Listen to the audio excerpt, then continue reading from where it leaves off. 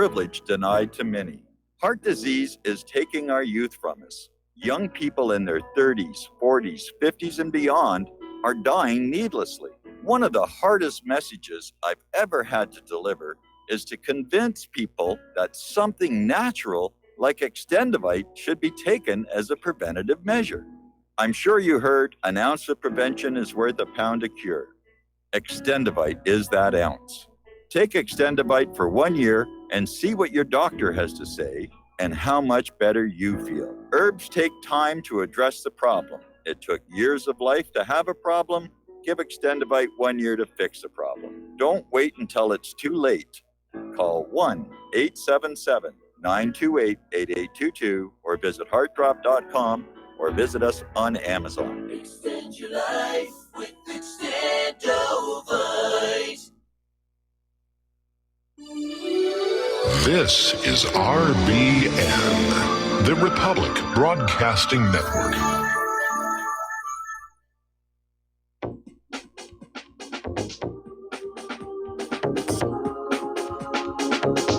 What Really Happened with your host, Mike Rivero. The history the government hopes you never learn. Here is your host, Michael Rivero. And aloha, America. Welcome to our show today. It is Friday, August 9th, 2019. Thank goodness it's Friday. Thank goodness it's Friday. Thank goodness it's Friday. We have a lot to talk about today. The phone lines are open, 800-313-9443. Mike is in our control room, ready to answer the phone, put you on there with your comments, questions, and observations. And contrary to my earlier comments, the lovely Lady Claire will be joining us today in hour number 3. And, we're still working on this move. It's a horrendous amount of work. And again, it's amazing how much junk we accumulated while living here in Hawaii. And we're trying to give it all away, and the rest is just going to go in the trash bin. Anyway, so let's get right on into it here. Today is the 74th anniversary of the nuclear bombing of Nagasaki with Fat Man, which was the plutonium bomb. And I hope people will look at that. I mean, I noticed that corporate media is not mentioning Nagasaki. They didn't mention Hiroshima.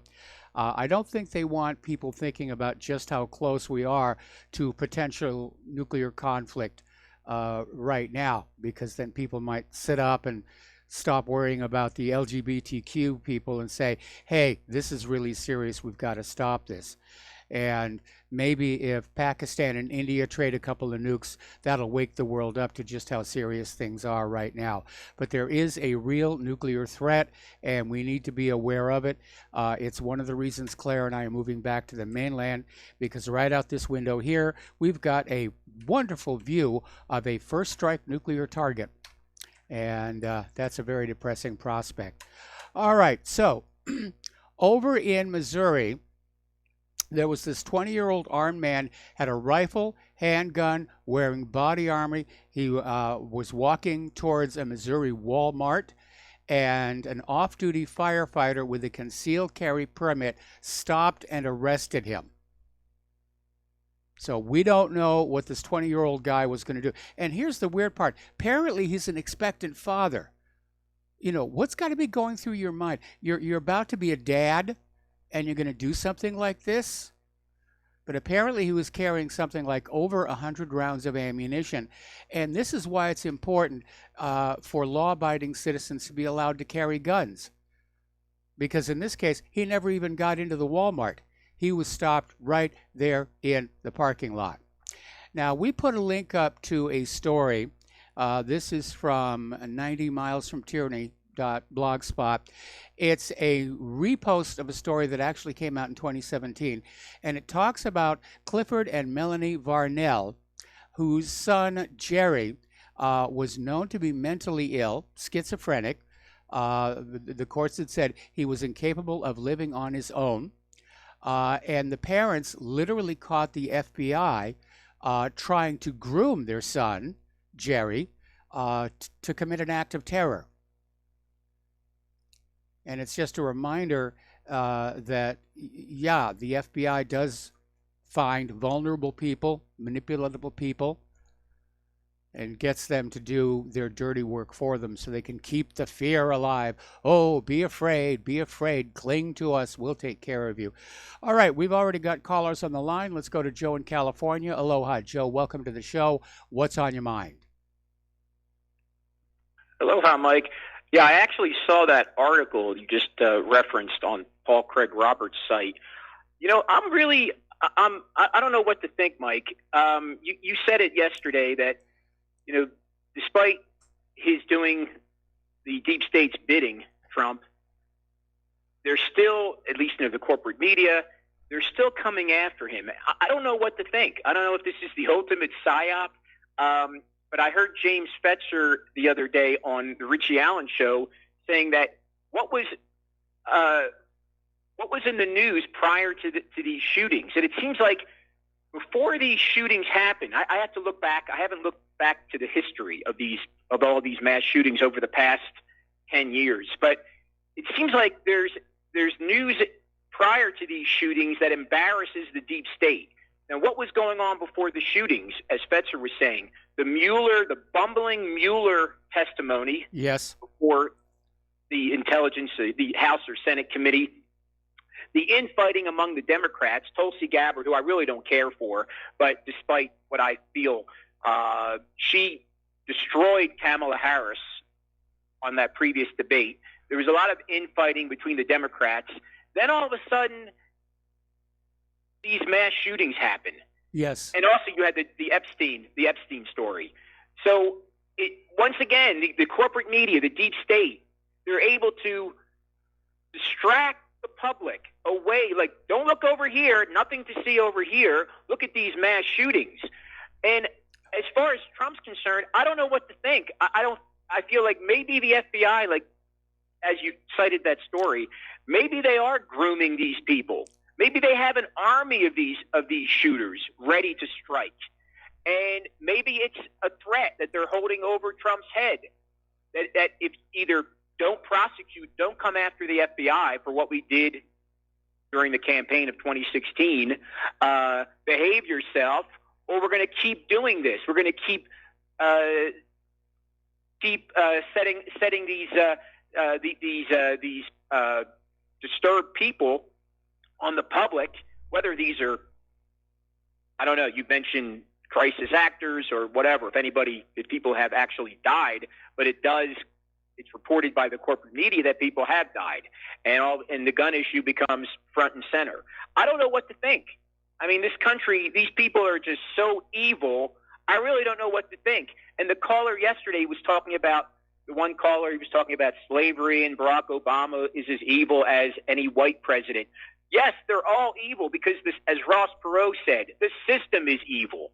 So I really don't, I'm at my wit's end. I don't know what to think with these shootings, with what's happening, whether if Trump is part of the deep state or if he's fighting against it. I really don't. I guess they've accomplished their goal, because I don't know what to think with what's happening with our central government in Washington. Well, the one thing that's obvious to me is it has become badly factionalized, and there is a lot of infighting going on. And I don't think media distraction is keeping the American people from noticing that our government does appear to have become quite dysfunctional. Yes, but I look at what Trump's doing with, vis-a-vis the wars, especially with respect to Israel, giving them everything you could call Trump our first Zionist president, or our first Jewish president. I'm sorry, you could call him our first Jewish president with the way he gives Israel everything they want. But despite that, Paul Craig Roberts says, well, that's a defensive measure that he's taking to protect himself, Trump. Because if he feels like if he's doing everything for Israel, then he'll secure himself, secure his office, and he won't be impeached. But despite that, seems like they're still coming after him, despite him not doing anything that he pledged during the campaign. So I'm really at a loss. I don't know what to think. Well, at this point, looking at the current lineup of Democratic candidates, I think the desire to get rid of Trump right now is for the Democrats to have a shot at that White House next year, because right now I don't think they can take it. They haven't come up with a decent candidate. Joe Biden, every time he opens his mouth, he self-destructs. Tulsi Gabbard just shot herself down as an anti-war candidate with her recent statements about Ukraine. So, Right. yeah, I Yeah, but don't. Mike, Trump is getting hurt. Trump is getting hurt in the farm belt with Yes. with this trade war, and a lot of these people, a lot of these communities are either going to stay home or they're going to vote Democrat because they feel like, okay, well, I don't like the globalist positions on a lot of things, but at least it won't interfere with my trade with China. Yeah, I think that you're right about that. It does seem like Trump has Sometimes turned it his comes back. down to sometimes the cultural issues, they got to take a back seat to the pocketbook issue. That's what it boils down to. And a lot of these farmers are going to say, hey, okay, he didn't secure the border anyway, so at least with these globalist Democrats, my trade with China won't be affected. That's what they're going to think. Well, ultimately, most people vote with their wallets anyway, and all this other philosophical debate is just window dressing. Right. No, but I don't think it's – I mean, I've heard people say, well, it's a slam dunk for Trump if the election were held today, but the election's not being held today. We still have more than a year, and the economy could collapse. We could see a war in the Middle East. A lot of things, a lot of variables out there. But I just feel like he's hurting himself with this trade war. I'm against it. I'm completely against it. I was against it right from when he first announced it, because I said our own manufacturing infrastructure was not positioned to take advantage of the tariffs, and that's exactly what turned out to be the case. Right. We don't have anything in place. So That's right. Who's benefiting from this? The government's getting the extra revenue, so they Yes. can spend it on these illegals. That's great.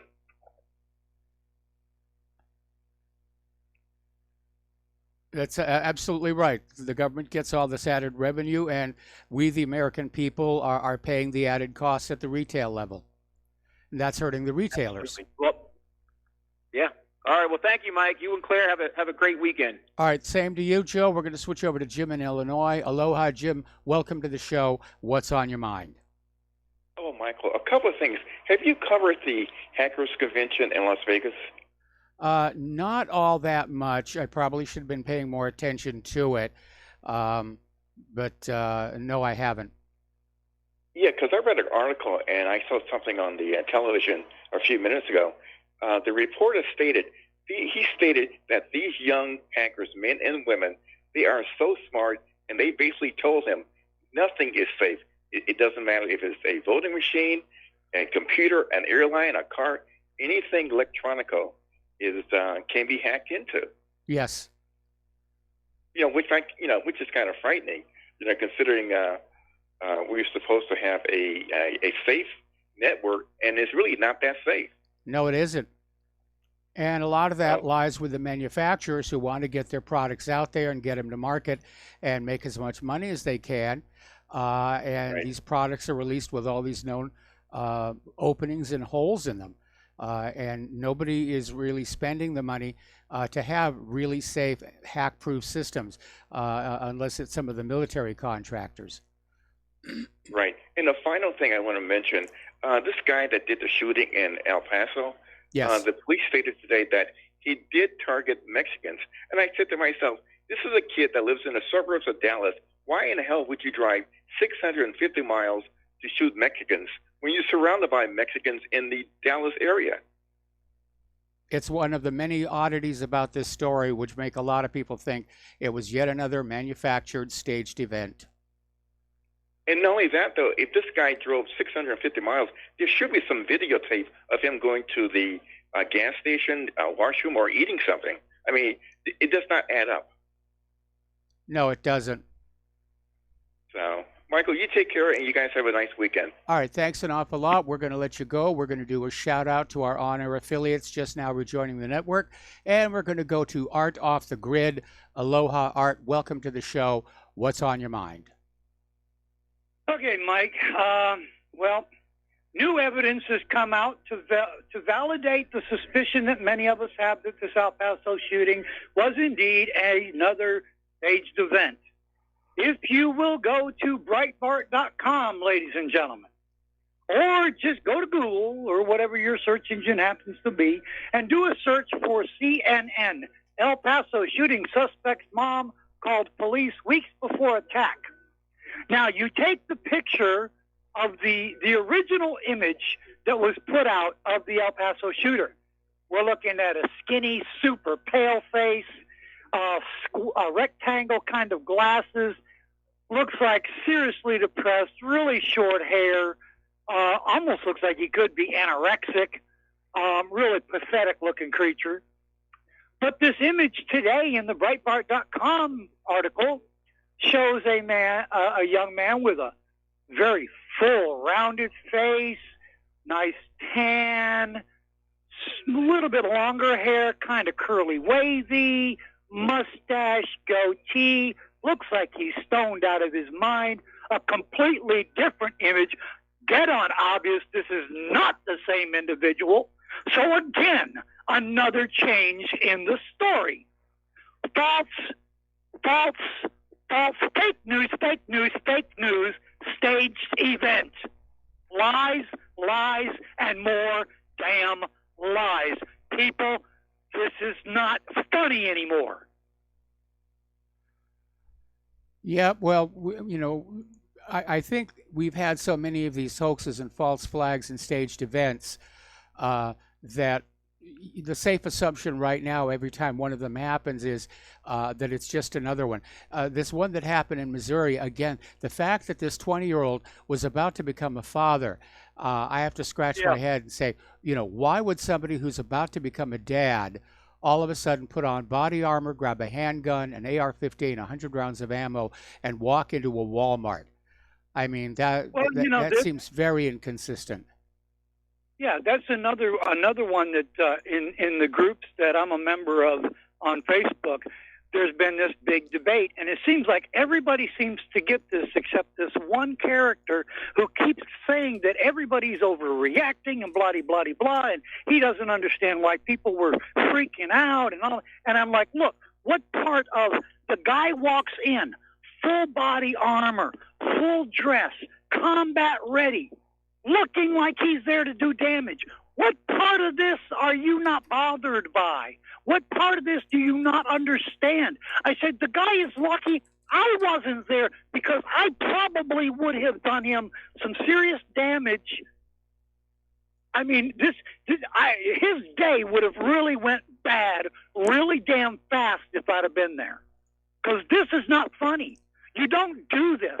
Now, Missouri is a 100% total open carry. They call it constitutional carry, but if you have to create legislation to recognize, it's not constitutional carry. But it's full open carry in Missouri. When I was living there, I never left my place without my pistol on my hip. But it's full open carry, and you see people all the time walking around with pistols on their hip. But you never, ever, ever see anyone in full combat-ready gear walking in with combat, looking like he's there to seriously screw somebody's day up. He's lucky he's alive today. Yes, he is. And hopefully we're going to hear some more about this guy in Missouri because, this off-duty firefighter arrested him and held him on the ground until the police showed up. And I'm waiting to see if the FBI is going to swoop on in and say, our case, our jurisdiction, we'll take care of it from here. And it'll go away.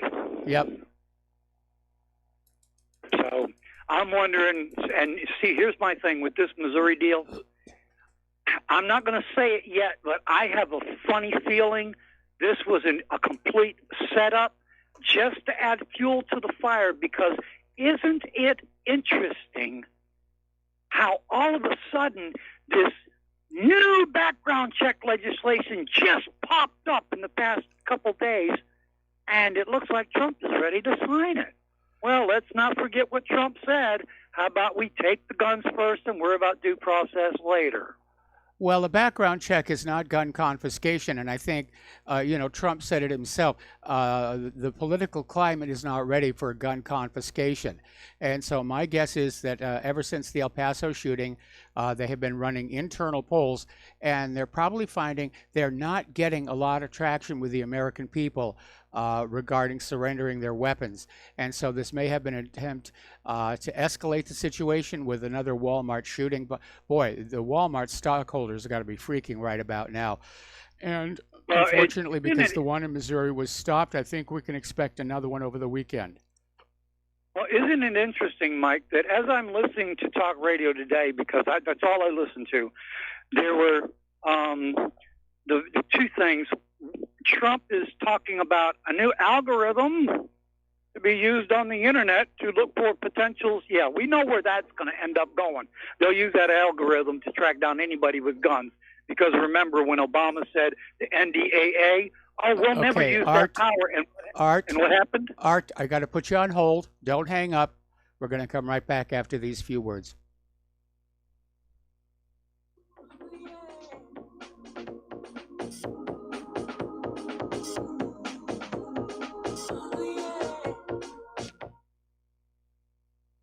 Corporate media dominates the American opinion. Finding independent voices that counter this avalanche is becoming increasingly difficult. With the endless corruption running rampant throughout our government, independent voices are needed more than ever to battle the offensive against our freedoms and liberties. As a listener of RBN, no one understands this concept better than you.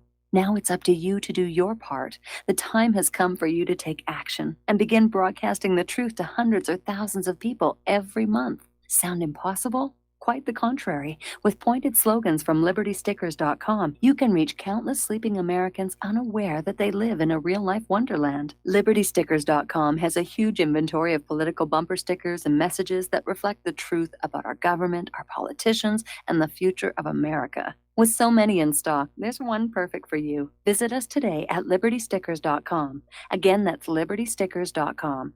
Do your part. Your voice is important. Let it be heard.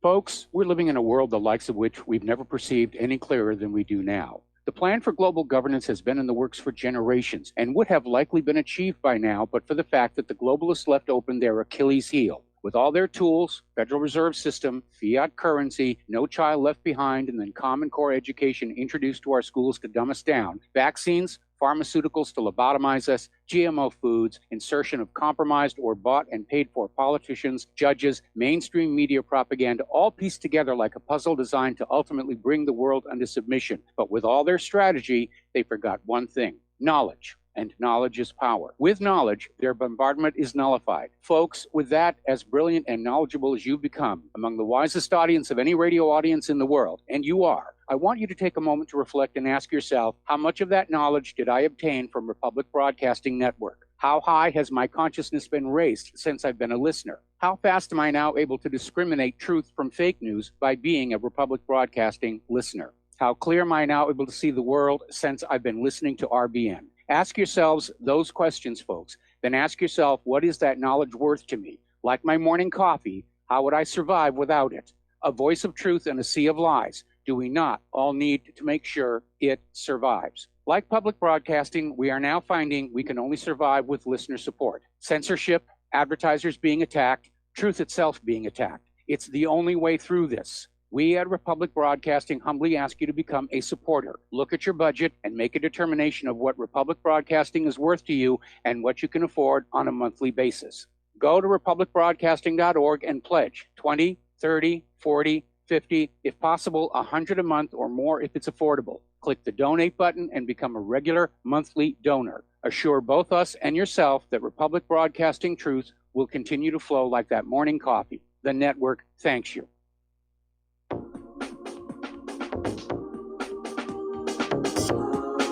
What Really Happened with your host, Mike Rivero. Join Mike on the air. Call toll-free 800-313-9443, 800-313-9443.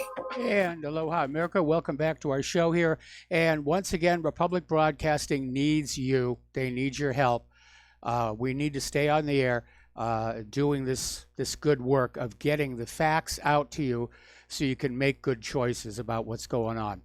So the postal address where you can send a check, money order, or if you prefer anonymity, cash, is Republic Broadcasting Network, 2251 Double Creek Drive, number 302, Round Rock, Texas, 78664. The phone number where you can make a debit or credit card purchase or pledge to be a recurring subscriber is 800-724-2719, extension 1.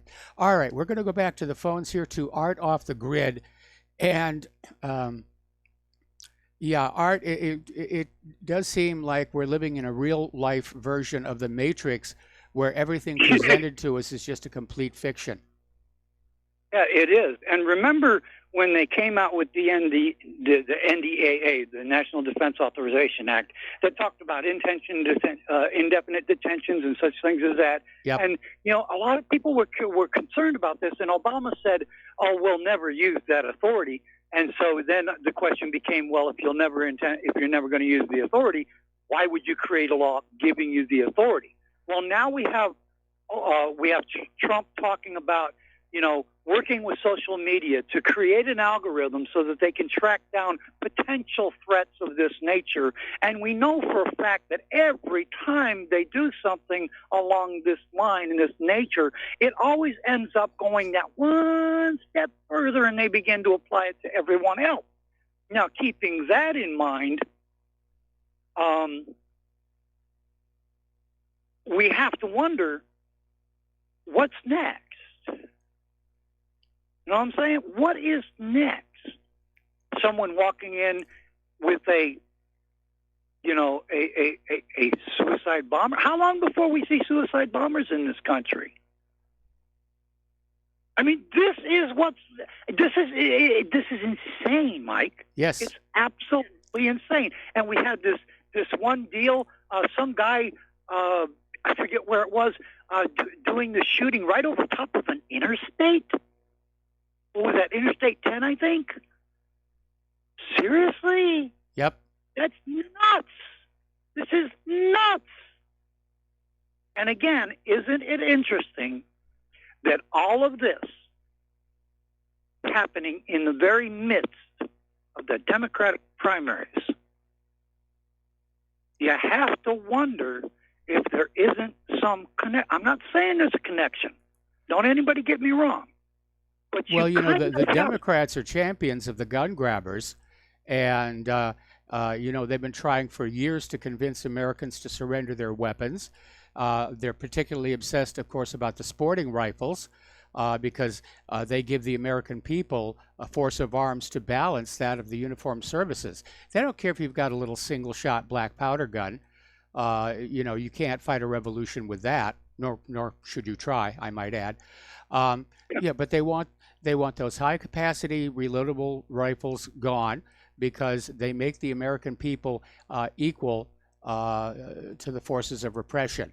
And this may be their final push to get that, which is why I think, because of what happened in Missouri today with that off-duty firefighter stopping this guy before he even got into the Walmart, I think we'll see another such attempt in the very, very near future. They're just going to keep on going until finally the American people say, okay, yes, enough people have died, take our guns.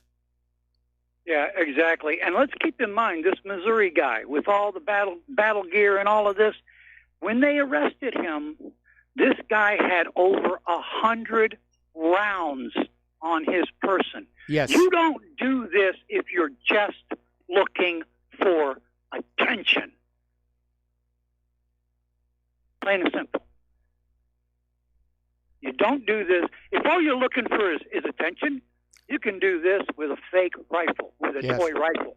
Get one of those airsoft. Okay? All you want is attention. You don't have to walk in or try to walk in with a real rifle and 100 rounds of ammunition with body armor. I'm not buying the crap anymore, Mike. I'm done with this. And there's a song, I think it's Creed or The Creed or something like that. It says, and I want, you know, you feds out there, I know you listen to RBN, so I want you to listen real damn careful. I said on John Snapmiller's broadcast before, when people ask me, you know, aren't you worried people are going to think you crazy? No, I want people to know. I don't want them thinking anything. I want them to know just how damn crazy I am. So you feds out there, listen real careful, because I'm only going to say this once, and don't mistake my words. The song by the Creed, it says, you better bring yours when you come to take mine.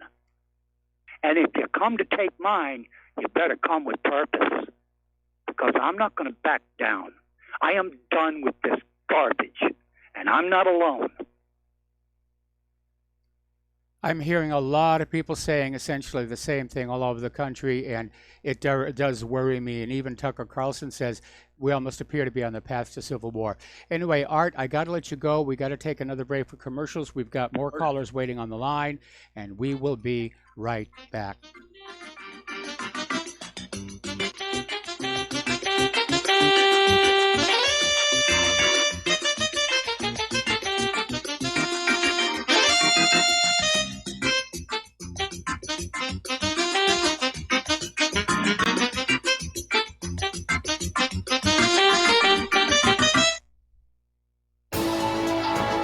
You are tuned in to the Republic Broadcasting Network. Visit our website by going to republicbroadcasting.org.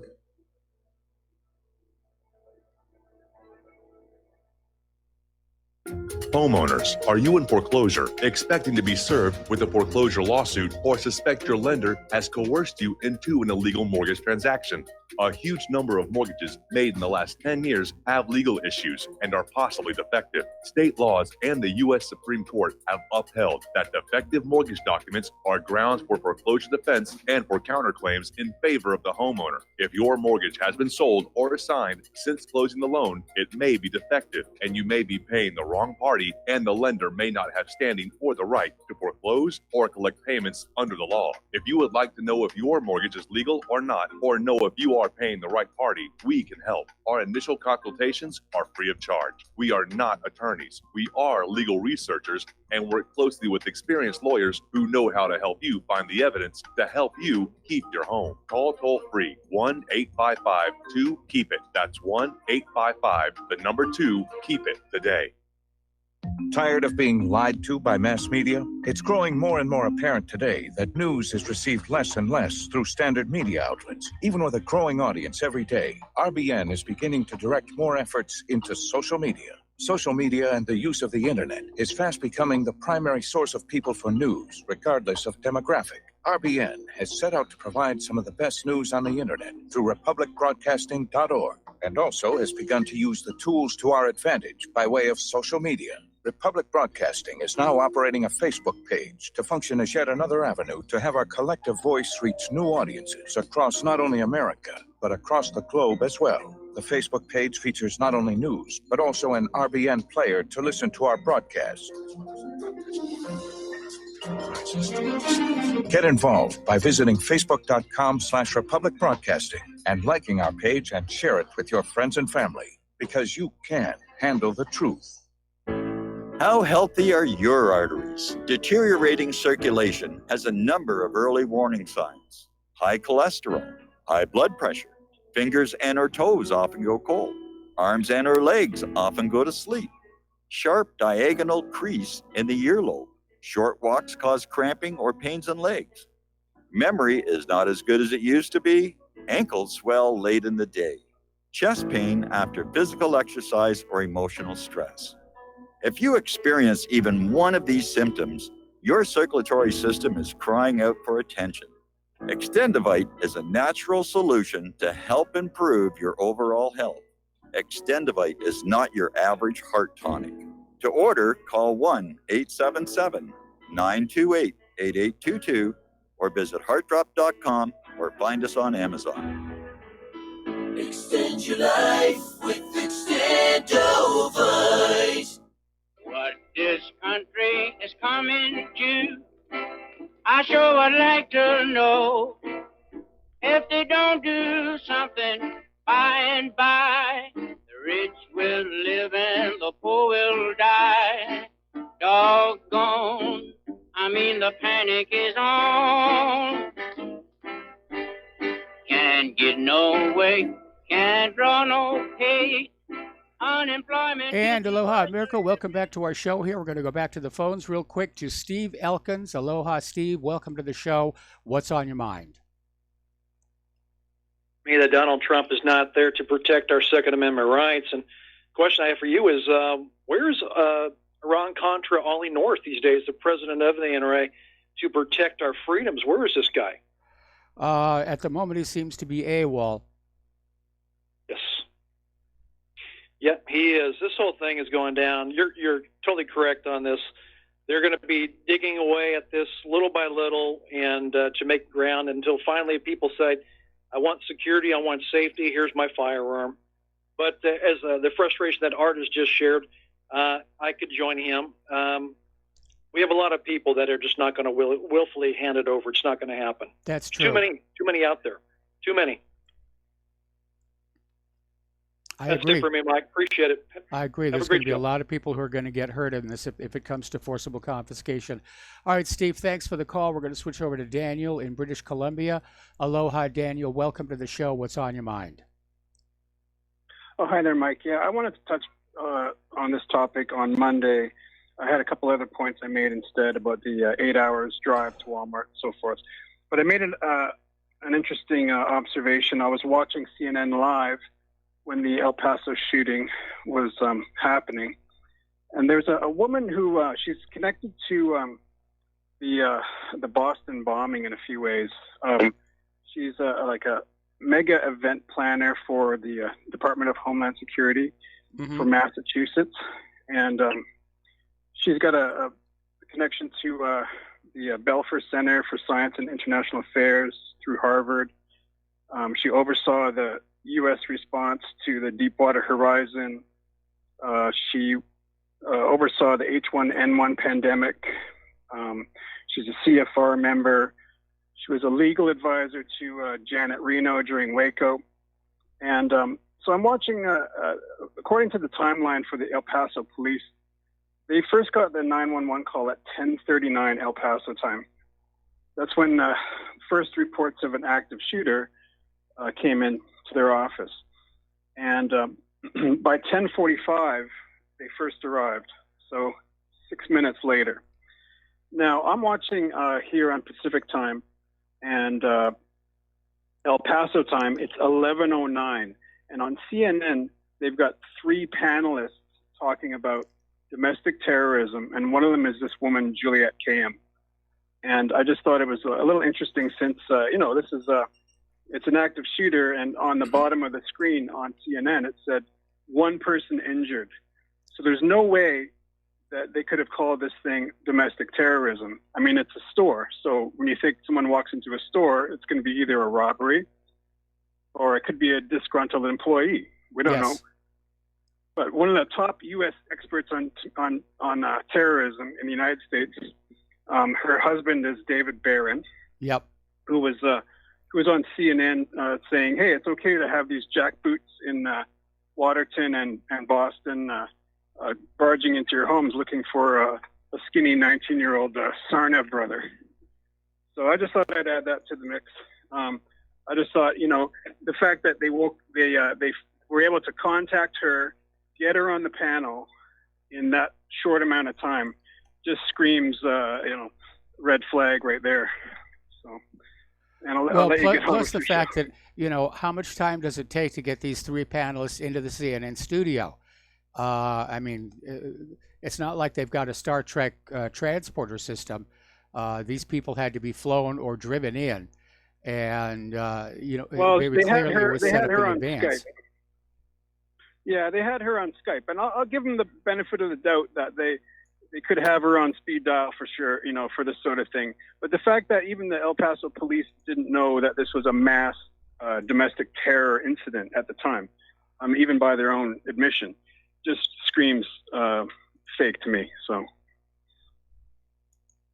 Yeah, this is another staged event, no question about that. Anything else, Daniel? No, that's it. Thanks a lot.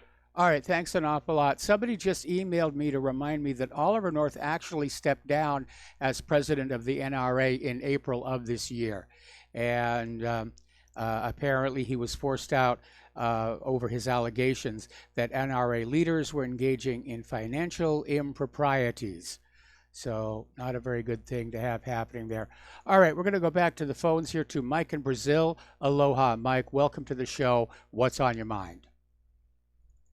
Hi, Mike. It looks like someone is trying to convince Trump to sign that new gun law, okay?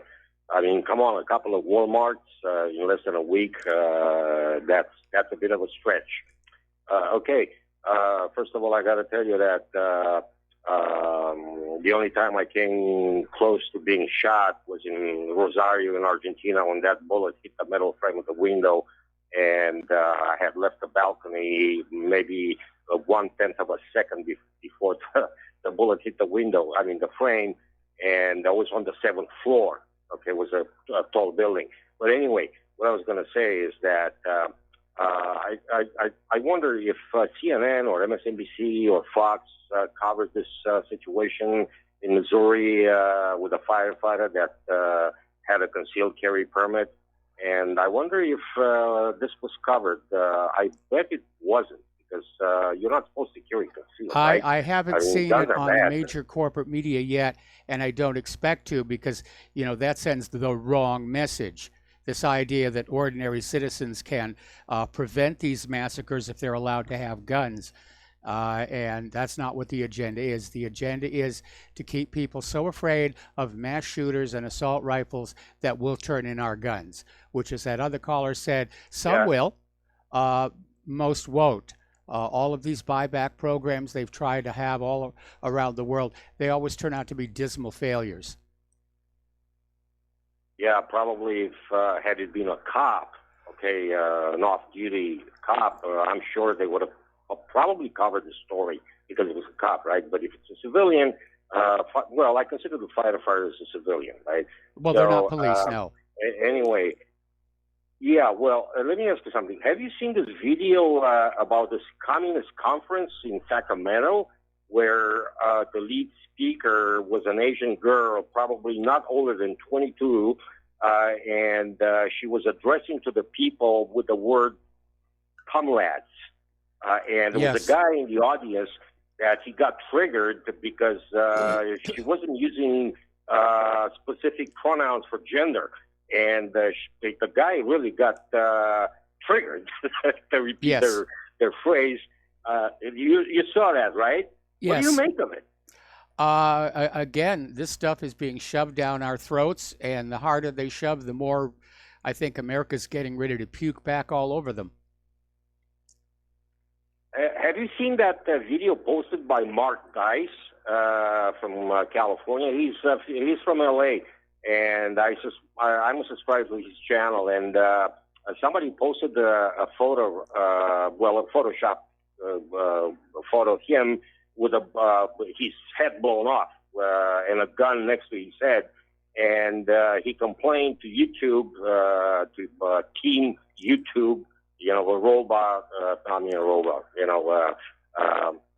talking in Portuguese now. Anyway, so the guy complained to YouTube, and they refused to take it down, and that was a violation of terms of service according to YouTube own standards. And somebody said in bold letters, "I hope you die, MF." Yes. Something like that. I just happened to. You saw that too, right?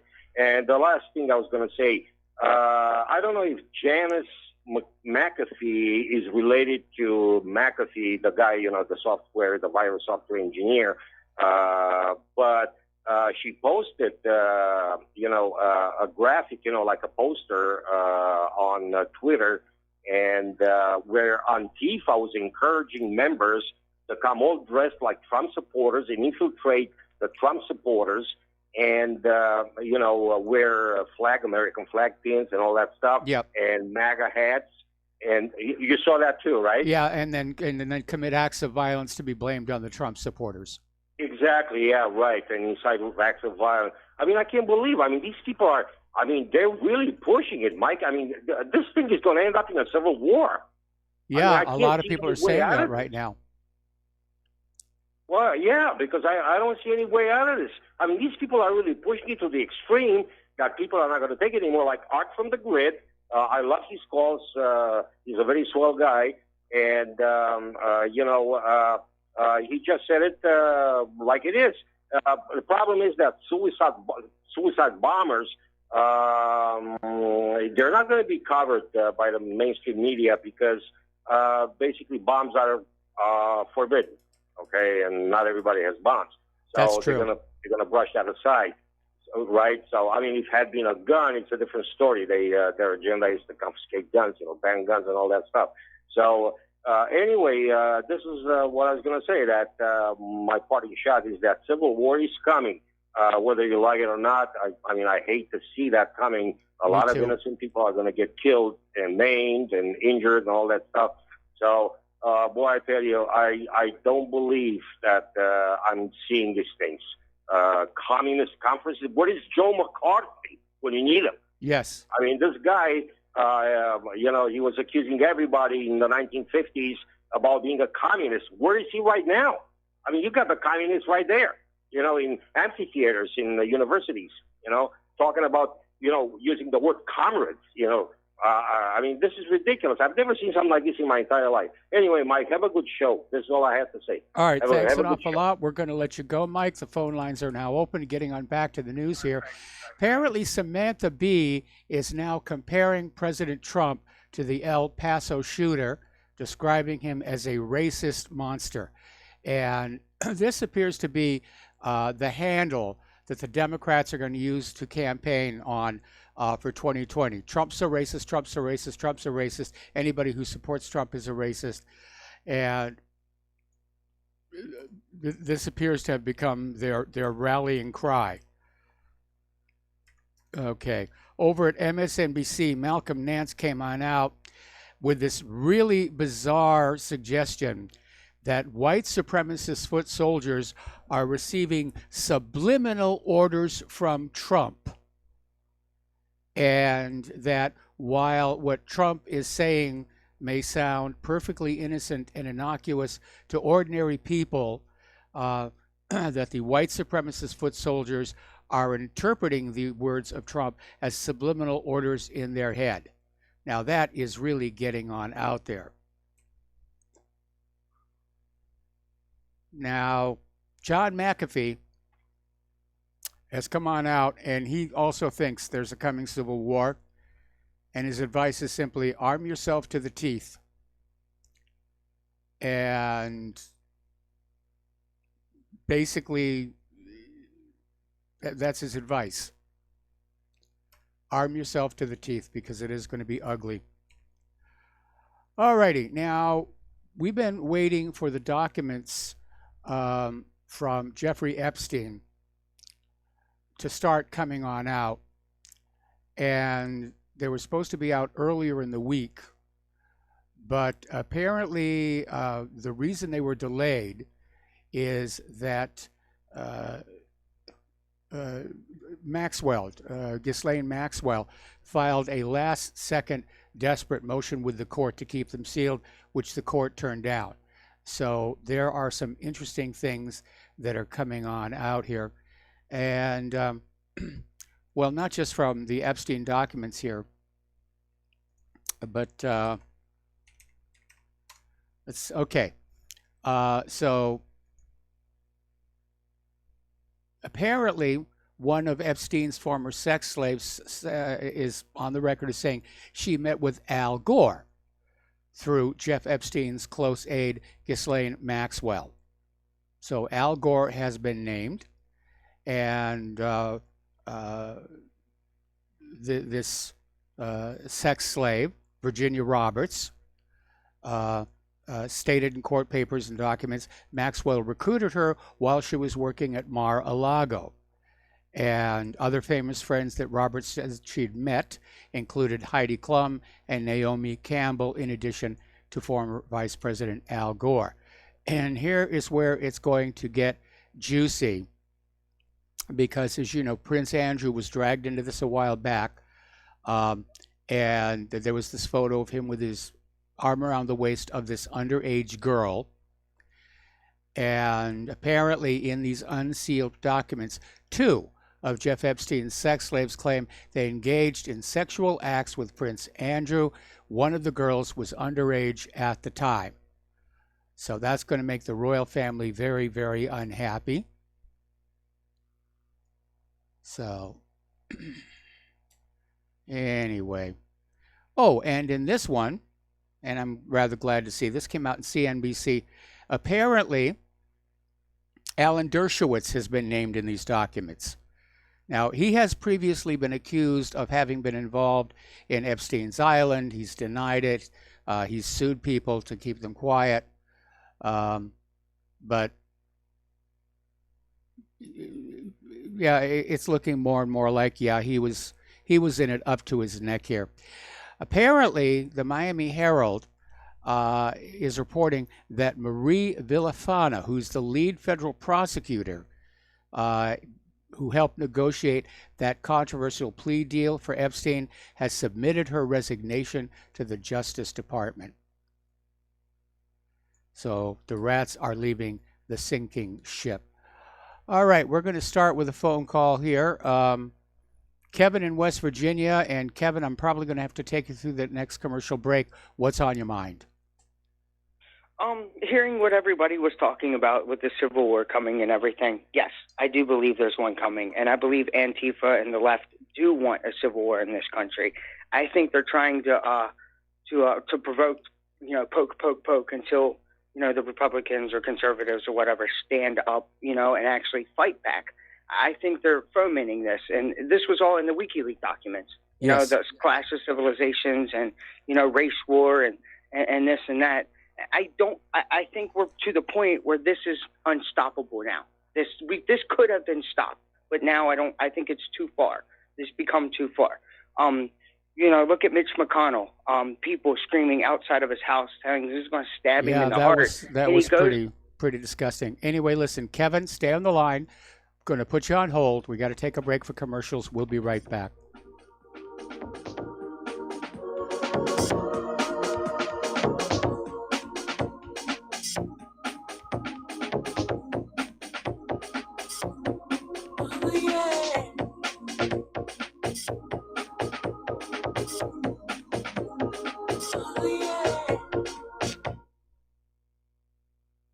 Hey, is that a new music app? Yeah, check it out. Surfer Music Discovery. It links to thousands of online stations, but the twist is you see the song names and artists that are now playing live.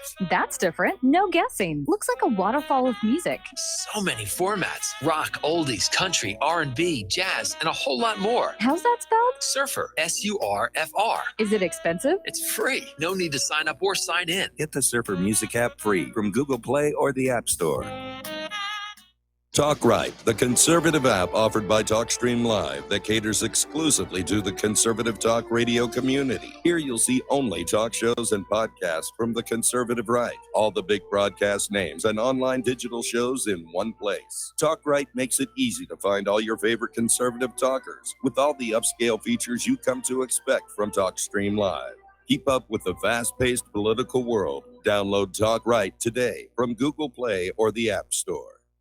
It's happening, ladies and gentlemen. We here at RBN are working with Front Sight Firearms Training Institute to bring our audience the best in combat, tactical, and defensive firearms training. Whether you're a private citizen who is new to firearms or you have a concealed weapon permit and want a level of training that surpasses what you've received from your local gun range, Front Sight provides priceless education and skills taught by seasoned law enforcement, military, and private citizen instructors to levels that far exceed law enforcement and military standard. With nearly 1 million responsible citizens trained from every town, city, and state from across the United States, Front Sight has bolstered the Patriot movement to a whole new level. Contact Dan Sutterfield by phone at 573-762-2356 or 573-465-2356 or shoot him an email at domedan, DOMEDAN at hotmail.com. This is a limited time opportunity. Don't miss it. The reviews for Extendivite are amazing. Here are some from Amazon. By Christine. Great for heart palpitations. By Ann. Before I started using this product, every afternoon, my ankles and my hands would be swollen. That doesn't happen anymore. So if that part of their advertising is true, I have to assume that the rest of it is also.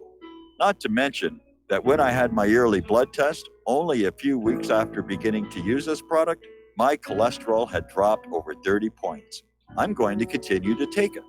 By Croc, I love this product. It really works. By Brad, works great, thank you. Tell us your story. Get your Extendivite today. To order, call 1-877-928-8822. That's 1-877-928-8822 or visit heartdrop.com. Extend your life with Extendovite. Some are maxed out all their credit cards. Some are working 2 jobs and living in cars. Minimum wage won't pay for a roof, won't pay for a drink. If you gotta have proof, just try it yourself, Mr. CEO. See how far $5.15 an hour will go. Take a part-time job at one of your stores. I bet you can't make it here anymore. And aloha, America. Welcome back to our show here. We're talking with Kevin in West Virginia. We're talking about the possibility that there could be a civil war in this country. And it does seem that, especially since the 2016 election, there's this concerted effort to turn liberals and conservatives against each other with a tremendous amount of violence on the side of the liberals. You know, thinking about this, I'm wondering if it's not in the cards or in their playbook to maybe have the 2020 election suspended, and that way we won't have an election due to all of this violence that could be happening or possibly be kicking up in the next few months. I'm wondering. I mean, that's a thought that's been crossing my mind, but I don't want to sound so far out there, but I think that could be a possibility. I would disagree because, the liberals are expecting to sweep the 2020 elections, with massive vote fraud and illegal immigrants voting. They think they're going to come out the winners in 2020, so they wouldn't do anything to disrupt the election. Yeah, I didn't think of it that way. But, this, like what I was telling you with Mitch McConnell, people in front of his house, saying want to stab him in the heart, and he goes to try to tell people on Twitter, and then his account gets froze. Yes. The biggest sin, I think, the biggest crime is standing up to these Antifa people. They don't want you doing it. There's a big event going on in Portland, and Joe Biggs, used to be an InfoWars reporter, is going up there, and already has been told by the FBI, if anything happens, all of this is going to be put on you. So I didn't know if you were aware of this event that's going on in Portland. To stand up to Antifa, to stand up to these people, and that's the big crime is standing up to these violent people. I mean, we gotta stand up to this, and enough is enough. I mean, I see Antifa as the modern American version of the brown shirts. I agree. Well, that's all I wanted to say to you today, Mr. Mike. I hope you have a great and wonderful day, and I hope Miss Claire gets a little bit better, and give her best wishes from me. All right. Thank you very much, Kevin. And we're going to switch over to Mo in Florida. Aloha, Mo. Welcome. Excuse me. Welcome to the show. What's on your mind? Did I say bless you? You can. I won't take it badly. You're a good man, Mike. Hey, I was just going to say, we're living in the real interesting times, and I think it's just the Hegelian solution. Problem, Hegelian reaction, dialectic. Solution. Dialectic, yeah. They got the chaos going. Lords of chaos. They got everybody. Your last caller, and I totally understand how he feels. The best thing in the world is everybody fighting and killing each other. They out of chaos. What do people do? They go for control. Just like you said, the brown shirts. People didn't like the brown shirts, but they reacted against the brown shirts. What happened? So it's the same thing going on right now, but I think it's more of a worldwide thing. It's like the chaos, out of chaos, they'll supply the answer. Well, it all goes back to that globalist agenda and the New World Order. And yeah, that's why it's happening all over the world. Anyway, Mo, stay on the line. We got to take a break for station identification, and we'll be right back.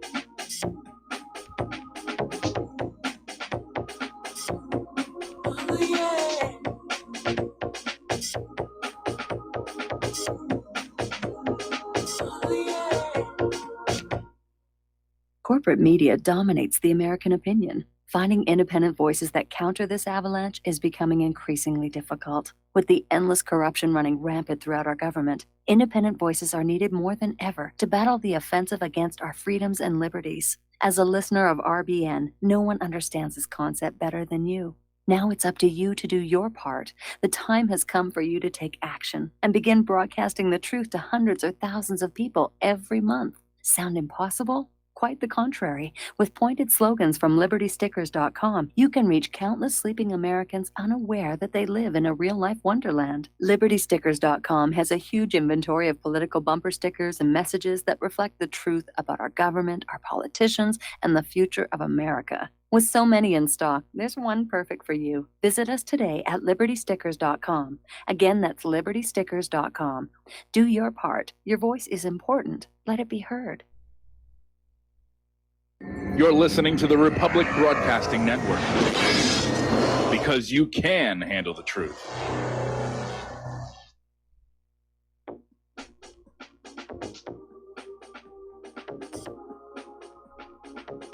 What really happened with your host, Mike Rivero, because World War III is a really bad idea.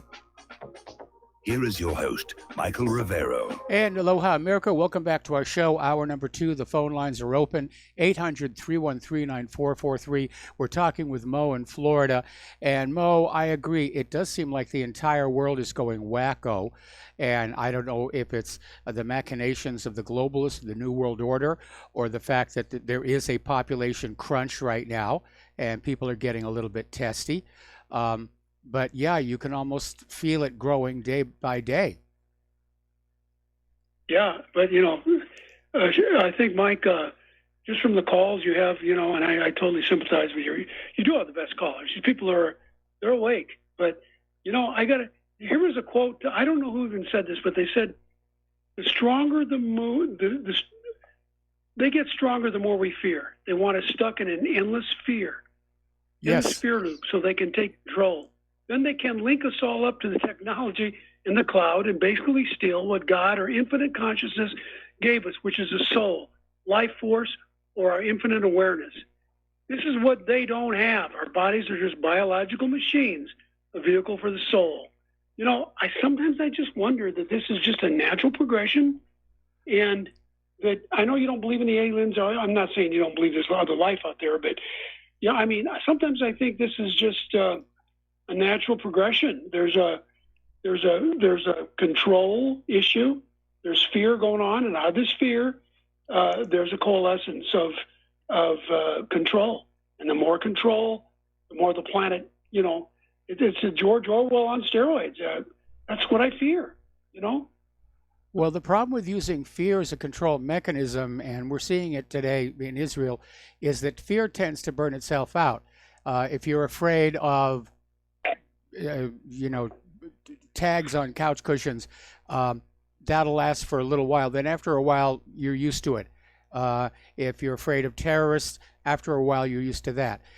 If you're afraid of mass shootings, after a while, people are going to be used to that. So the government that is using fear to keep its people under control, they have to keep upping the ante. They have to keep coming up with more and more horrible and terrible things to keep the fear going. That's the definition of the Overton window, right? Yes.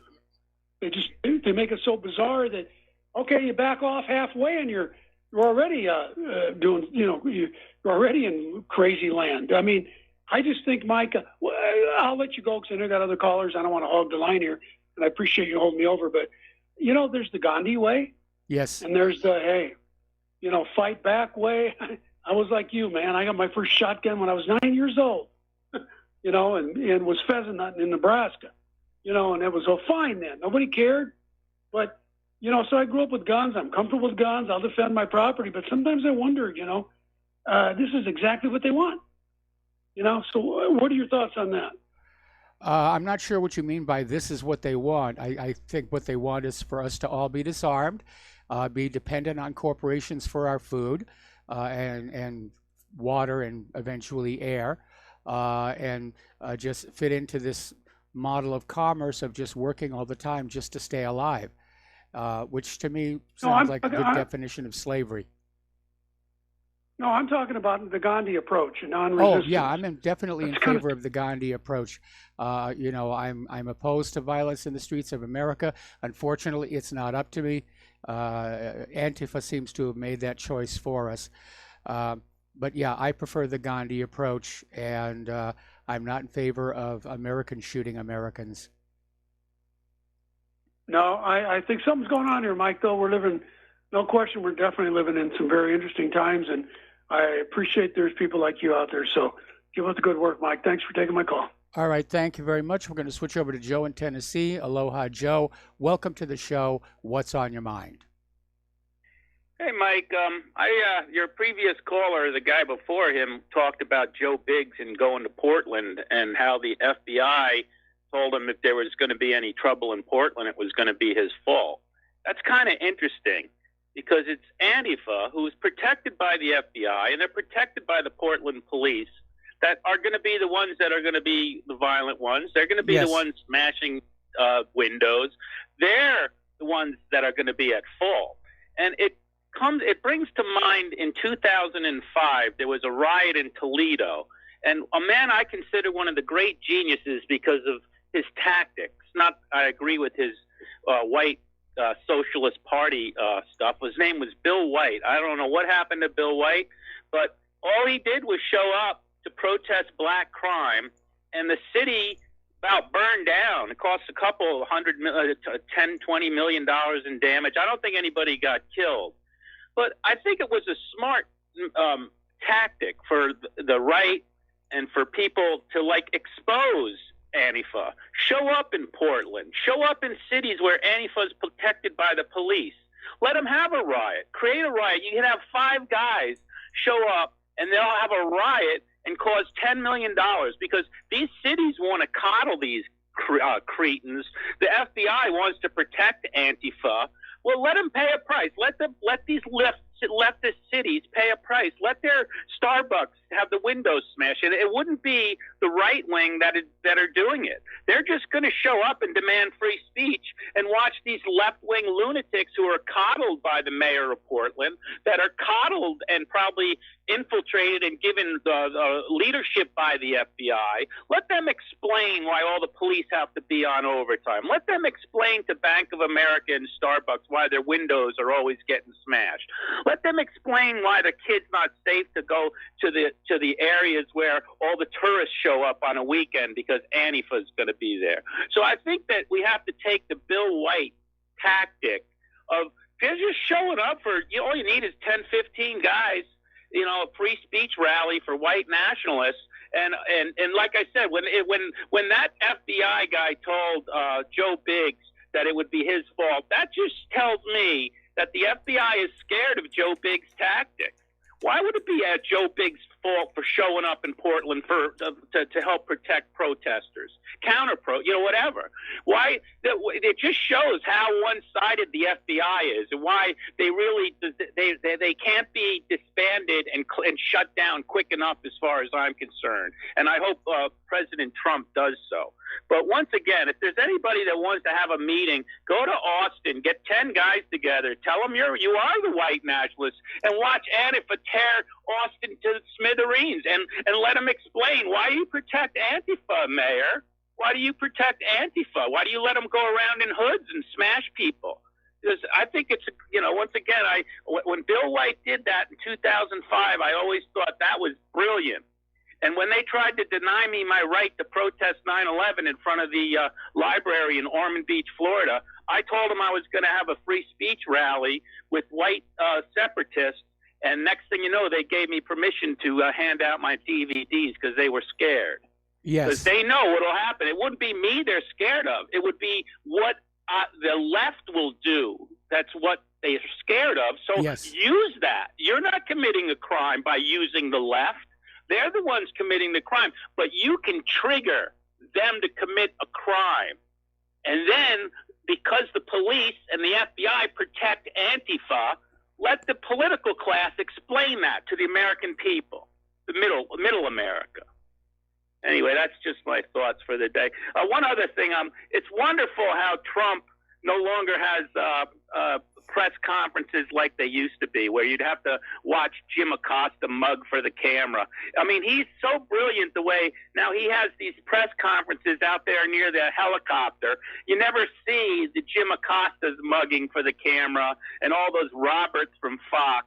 He's really done a number, a great Trump classic jiu-jitsu move on the media. He let them overplay their hand, expose themselves, and then now he has a press conference. You don't even see the media anymore. You just hear him like a gaggle of chickens asking questions. And what do you see? You see Trump, and he's wonderful in that he can think on his feet so well during these press conferences. He gets his message out, and he's really shoved it up the you-know-what of the media, as far as I'm concerned, and the press. The press, he really did a number on him, and I just think it's great tactic of the president, and it shows that he does think on a very high level, at least in this regard. Yeah, well, it may not have been Trump who came up with that, but one of his media people, but it definitely puts the focus back on Trump, and it does get rid of all those corporate media talking heads who were trying to basically build their own fame on the fact about, hey, look, Mom, I'm inside the White House. Anyway, Joe, thanks an awful lot for the phone call. We're going to let you go and switch over to Mark. Oh, first of all, we're going to do a shout out to our on-air affiliates who are rejoining our network, and now we're going to go to Mark in North Carolina. Aloha, Mark. Welcome to the show. What's on your mind? Hey, Mike. Before you said think Antifa is more like the brown shirts, I'd say if I want to compare them to anything, I'd compare them to the Trotskyites. Who took over the Soviet, in the beginning, took over the Soviet Union. Yes. And were very much behind the revolution. Because the reason I say this is Trotsky, if you notice, is liked by both parts of the left and parts of the right, including the neocons, very big into they're very big Trotskyites. Trotsky was not so much a communist as he was a revolutionary. Yes. He wanted to, and he was supported by the worst type of criminal banksters like Jacob Schiff. Jacob Schiff was one of his biggest supporters when he was living in New York, and gave him the money and all that he needed to go back to Russia at the time to create that to help with the revolution. The thing is, it was continued revolution, and this is what Antifa wants. Antifa is basically anarchist, and on a worldly basis, to other countries, this is what the neocons want. The neocons and the neo-libs overthrow one country after another, overthrow their government, because it doesn't matter whether they're communist, socialist, or anything else. Because you take a guy like Duro, who's a real socialist, really believes in it, and tries to do the best he can for his people, and they're trying to overthrow him.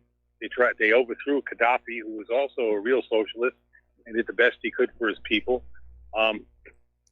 And even Assad, who's more socialist than anything else. So it's not a matter of so much. This is why I believe Stalin got Trotsky out of the country. And in 1940, when Stalin really had to worry about the Nazis that had invaded, he still knew Trotsky was dangerous enough that he had him knocked off. He literally gave him the axe in Mexico. Yeah. Because I think Stalin himself was more of a nationalist, really. I think that he was a communist, but he was more of a nationalist at the same time. He did not want to spread communism around the world as much as supposedly Trotsky did. I don't even think Trotsky really wanted to. I think what he wanted to do was just cause one revolution after another and use the Red Army, a lot like the Trotskyite neocons want to use the U.S. Army to go around the world creating havoc. That's what I think. Why they want to create this kind of havoc, and I think the big banks, big oil companies, and other corporate, big pharma, big agri, are behind this. Either they want to create this kind of turmoil so they figure they can then take over, or they're just totally crazy and just do it for the heck of it. But that's what I think. I don't think this is really. This is what these people remind me of. Now, as far as the FBI goes, I blame Trump on this. He put this idiot Robert Ray in there. I shouldn't say he's an idiot. I think the guy knows what he's doing.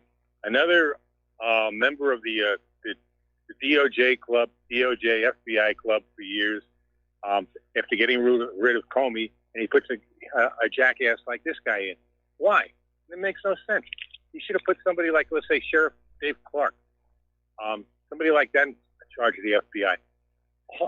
Overhaul. I think they should be disbanded. But then, at least he would have overhauled them completely, tear the guts out of the FBI, and put new guts in there. That's what needed. Instead, he puts this guy the problem Ray in. is, it's easy to say Trump should have put in this or that person as head of the FBI, but if I recall correctly, the head of the FBI, like so many of these other positions, requires confirmation by the Congress, and that's why Trump is constrained to only nominate people Congress will approve of. Well, you know what? Then he shouldn't have even had a head of the FBI. He said, "Okay, fine. You don't want to approve who I put in front of you. We just won't even have we won't have a head of an FBI. We're going to take some of the responsibilities away from the FBI and give it to somebody else." There's always stuff you can do if you're president of the United States. I mean, excuse me. He's the he is in charge of the executive department. The FBI, the Justice Department, they're all part of the executive department. There's no excuse for Trump. He said he was going to do certain things. He said he was going to drain the swamp. He hasn't done anything. The man is incompetent. I know. I just heard that other guy plays. He didn't say 4D chess, but he's pushing the 4D chess. No, Trump doesn't know how to play 4. I don't even think Trump knows how to play chess. The man is both stupid and he's weak. Yes. He doesn't know what he's doing. The speech that he gave was an attack on the Constitution the other day. Not only in the Second Amendment, the First Amendment, the Fourth Amendment, the Fifth Amendment, and the Seventh Amendment. Due process. This guy is not competent. He does not know what he is doing at the very least, or he's part of the whole thing at the other end. Either way, he's not doing this country any good. People got to get wise and stop with this 4D chess nonsense. Just go with the plan. There is no plan with this guy. He doesn't know what he's doing. He's absolutely incompetent. He doesn't even know history. Why would I know history? I'm a high school grad, Mike. Okay? Why would I know about Trotsky, about the Russian Revolution, about the Nazi Revolution, and all this other stuff? Because I not only read, I also watch things, especially, whether it's in the internet, History Channel. I used to, when I was a kid, I used to listen to some of the World War II vets and other people, my father, who knew a lot of people who understood both the Russian Revolution and the Nazi Revolution.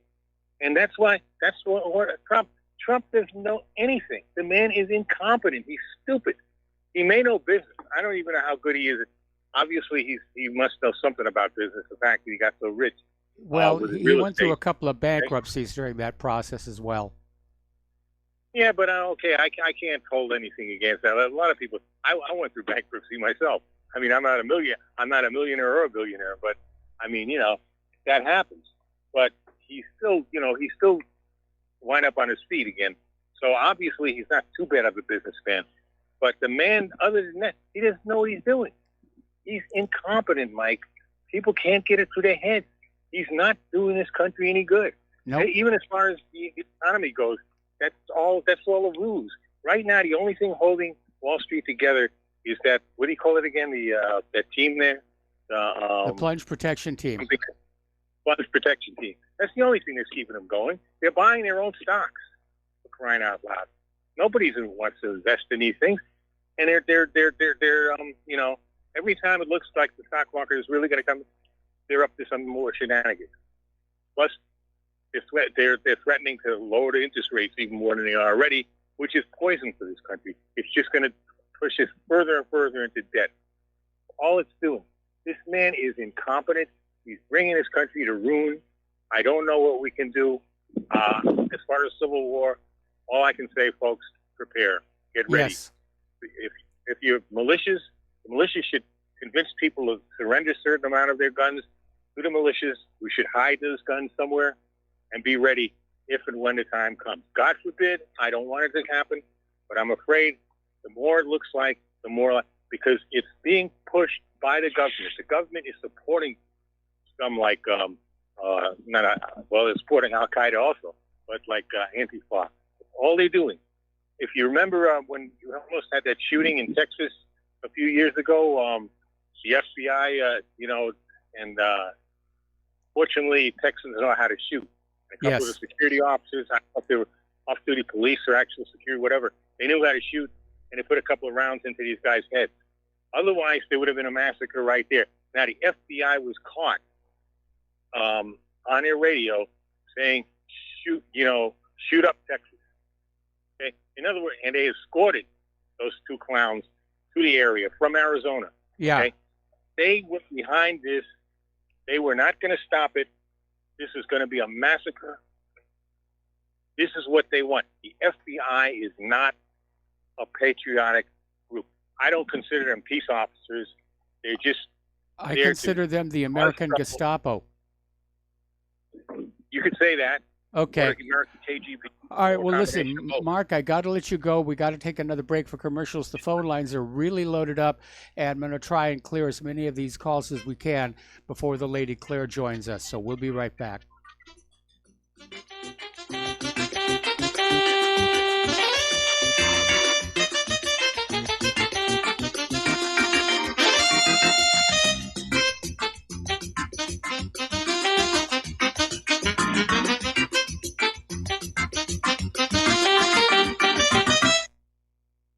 It happens more often than we can imagine. In my case, I was sitting at home, and out of nowhere, I just started feeling uncomfortable. Then it got worse, and I started perspiring. I tried to ignore it, but I waited too long. The chest pain came as we were driving to the hospital emergency. I felt my life clock begin to tick. I barely survived. There was lots of damage done to my heart. What do I do now? I was lucky. I took a leap of faith and tried a 7-herb formula with hawthorn, garlic, cayenne, and more called Extendivite. Herbs have been used for thousands of years to keep us healthy.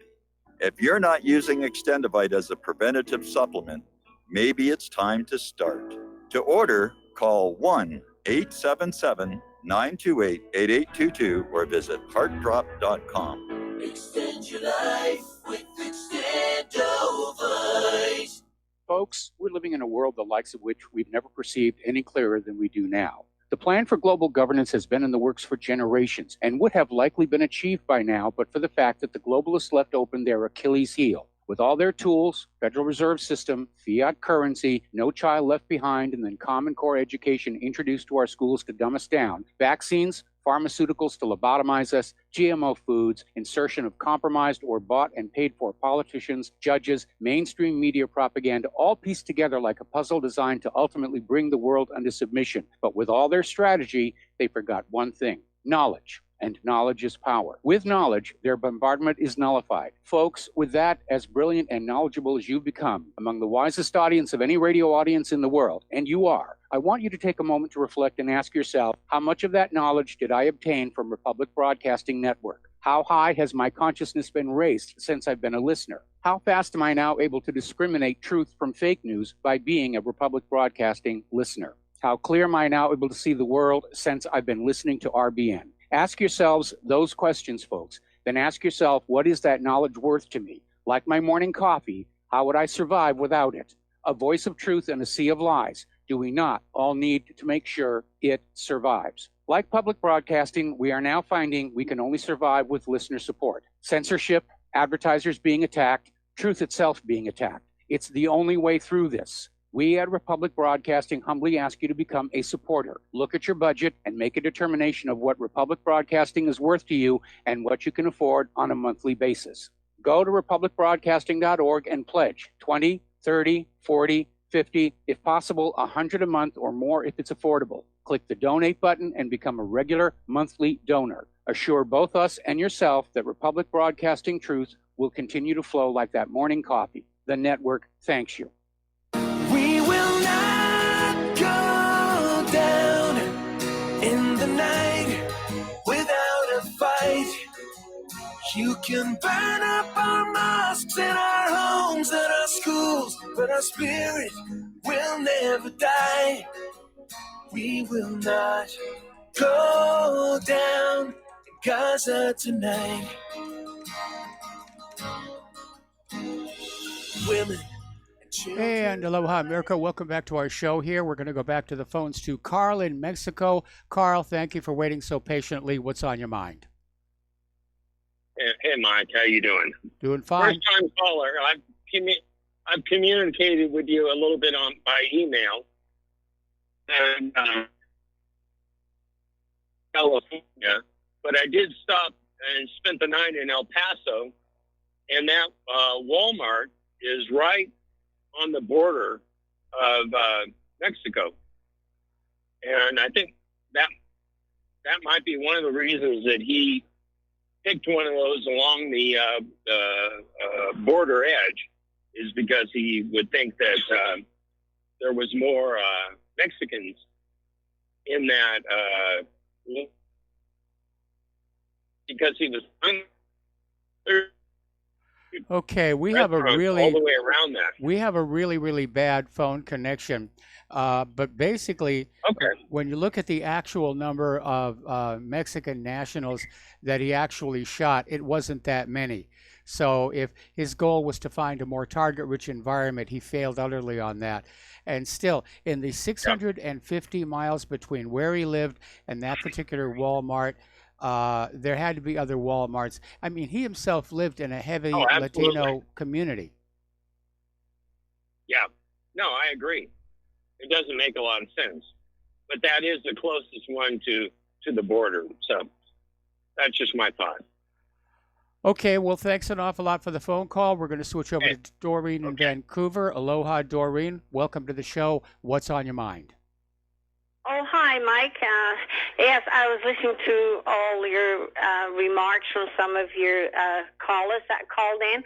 And Mark just called in a little while ago, and he's absolutely right. This morning I was on to, I won't keep you long because I know you got a lot of callers coming in, but I was on the David Icke, this is his page or YouTube, and his Doc Connector says the road to civil war. And if everybody who's listening to this goes on to that Doc Connector, David Icke, the road to civil war, he'll explain everything what is happening in the United States. Well, probably North America as well. We had a shooting here, but and as far as Trump, he is part of the program that's happening. He is part. That's why he doesn't care. He is part. They want to divide everybody, divide and conquer. And while you're all arguing amongst yourselves, they're stealing your country and stealing everything else. Like David Icke said, the people who are living in the ghettos and on the streets in LA, they don't care whether they're black or white. They're all on the same level. So if you can create this, but I believe Trump is part of the problem. He was picked as a showman. They had to get somebody like that, and that's what they've done. But I'll let you go. And Mike, I hope you have a wonderful move and into the mainland. And I love your show, and Claire too. And I hope well, she's thank you feeling very a lot much. better. Thank you very much here, and we're going to switch over to Ed in Utah. Aloha, Ed. Welcome to the show. What's on your mind? Thanks a lot, Mike. Last night on John Stadtmiller, I did put out the information about Oliver North. He was ousted a month and a half ago. He did try to stage a coup to bring down Wayne LaPierre because of what Wayne LaPierre did back in 18 at CPAC, where he put out the fact that Feinstein, Bloomsburg, and a lot of these Israeli-connected politicians were, in fact, the big gun grabbers. They were livid, and they tore him apart, not in our papers, Mike, but in the Jerusalem Post. Yes. When they went after Wayne LaPierre. So Ollie North was brought in just what Bill Grides called him way back when, Mike, that he was a patriot for profit. Yes. Colonel Grides called him that. But here's my juxtapose here. You have Ollie North brought in last spring, over the last year, to destabilize the NRA, to put them wobbly at a time like this, because they knew they had these events coming up.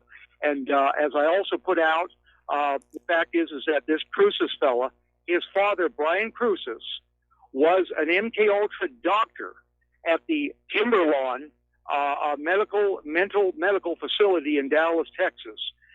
His spiritual advisor is that John of God creep down there in Brazil, who Oprah Winfrey, interestingly, did a film crew on him years ago, about 15 years ago.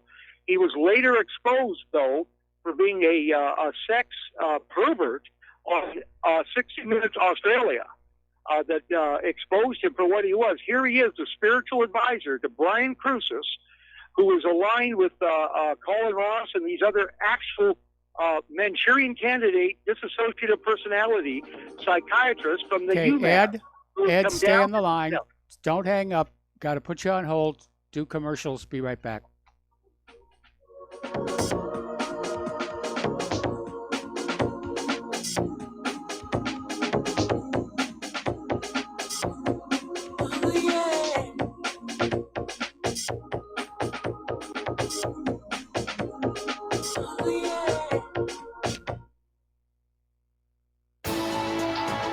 You are tuned in to the Republic Broadcasting Network. Visit our website by going to republicbroadcasting.org.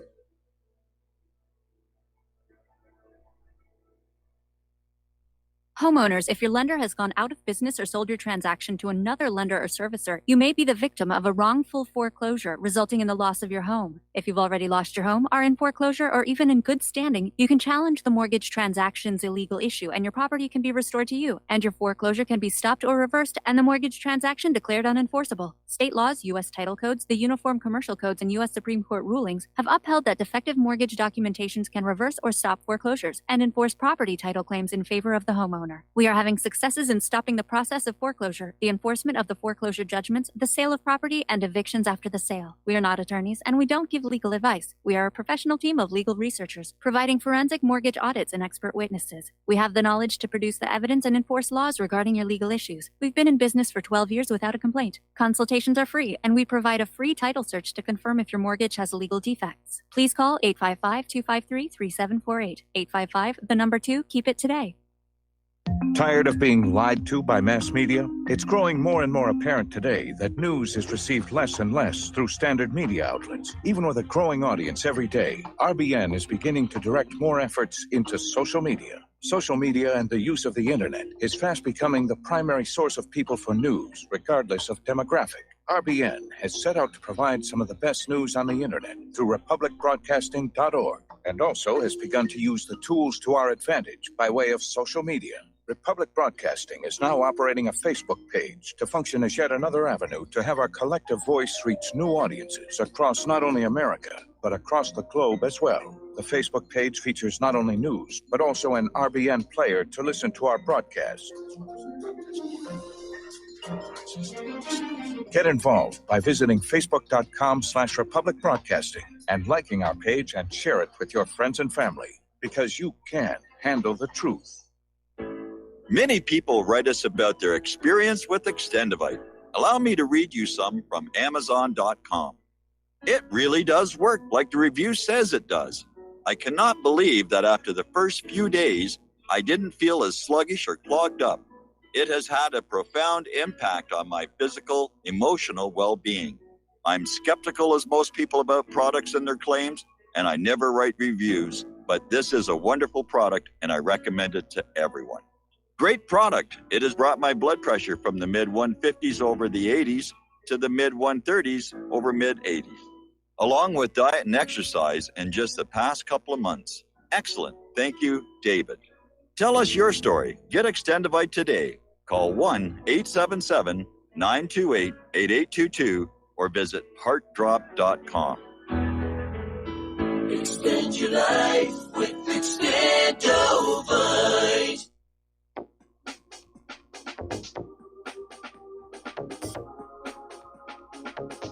What really happened with your host, Mike Rivero. Visit us online at whatreallyhappened.com. Here is your host, Michael Rivero. And aloha, America. Welcome back to our show here. And the phone lines are open, and we're going to get some news in here. All right, so we're talking about how Judicial Watch has been using the Freedom of Information Act, backed up by lawsuits, to try and pry loose some of the information on Spygate. And they got the FBI 302 interviews with Bruce Orr. And in them, Orr describes a person who's likely to be Christopher Steele as, quote, desperate that Donald Trump not get elected, and was passionate about him not being the U.S. president. So Orr knew that Fusion GPS's Glenn Simpson and others talking to Victoria Nuland at the U.S. State Department. Glenn Simpson directed a person who was redacted to speak to the press, and it appears as if the press that person went to was the far-left Mother Jones. Now, Rudy Giuliani was on with Sean Hannity last night following the release of these documents. My mistake. We're still holding for Ed in Utah. Ed, my mistake. You still there? Yeah, I'm there. Am I on? Yeah, you're on the air. Where did we leave off? Well, we left off, I was talking about Brian Crucis, the psychiatrist, the director at the Timberlawn Mental Facility in Dallas, Texas. He's the father of this Crucis shooter in El Paso. Yes. So the hunches and the suspicions, that this was an MK Ultra Manchurian candidate. In fact, it's noteworthy that Colin Ross, his cohort from UMass, 10 years ago came down to Timberlawn, Mike, and gave a speech on dissociative personality Manchurian candidate talk. That's documented. This stuff is concrete, and the fact that their spiritual advisor was this John of God, a character down in Brazil. This just emphasizes that that this Crucis shooter, he didn't have a chance in life. He was used just like Paisley was going after Kavanaugh, the MK Ultra CIA connections to all that, and the women and what have you. So your suspicion, you keep saying that this was a setup. You're right. Yes. But this is the evidence that needs to get out there. And I appreciate Rush Limbaugh not backing down on these red flag laws and what have you. We need him in there, even though he's mainstream.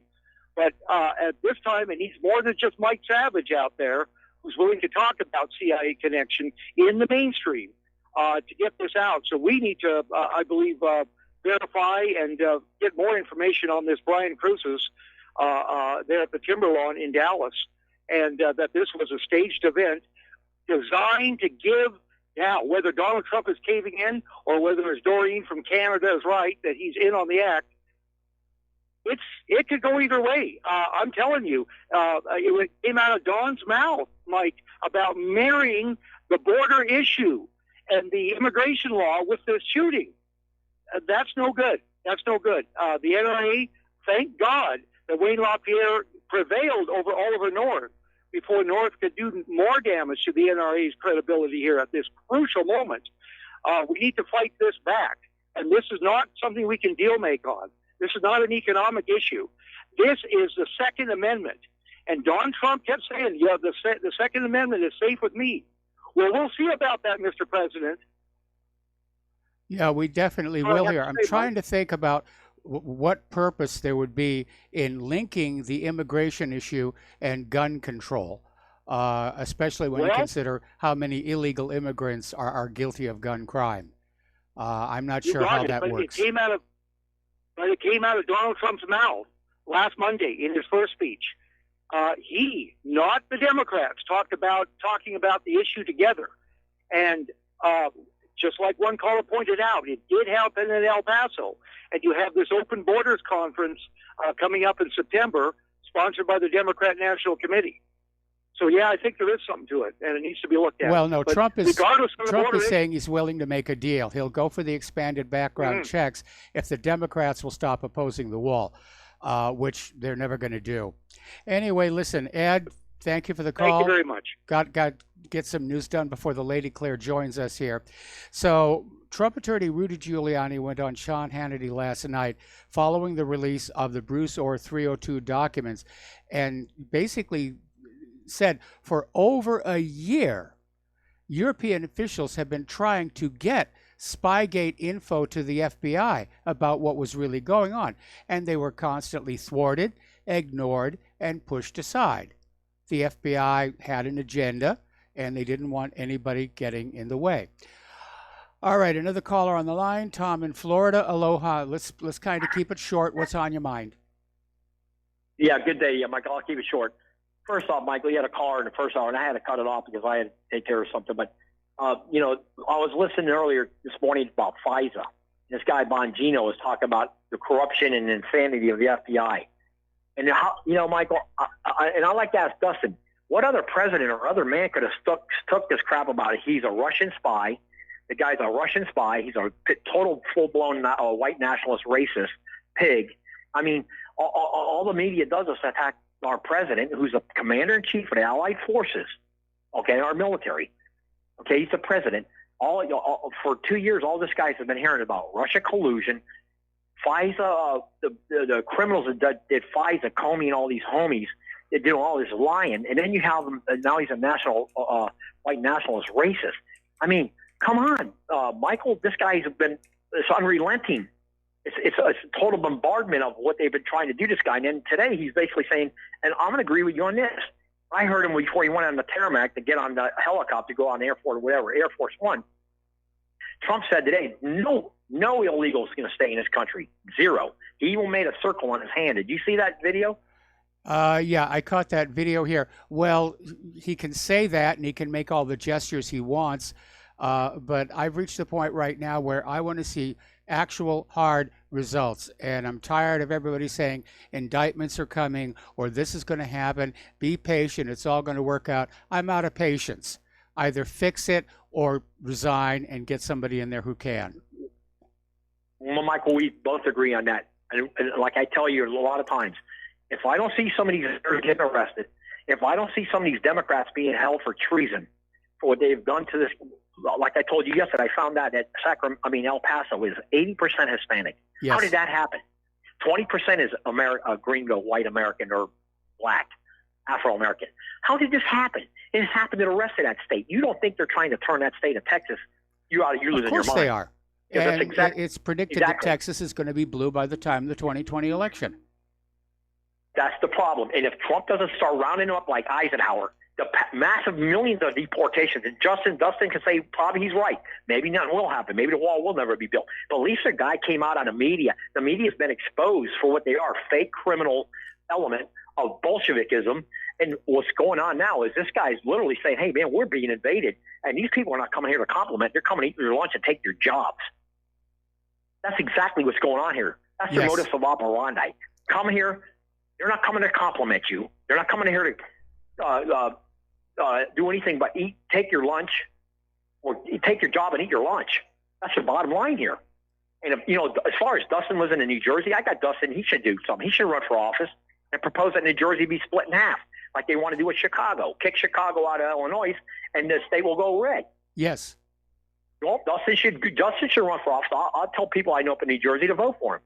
Start his own little political campaign saying we need to split this state in half because, any state that's run by any city or state that's run by Democrats, they all go bankrupt. Yes.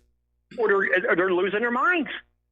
And think they're about filthy it. and they're rat infested and they've got huge homeless and drug problems. And yeah, the Democrats are really good about getting up there and screaming about abortion and LGBTQ. But as actual civil managers, they keep falling flat.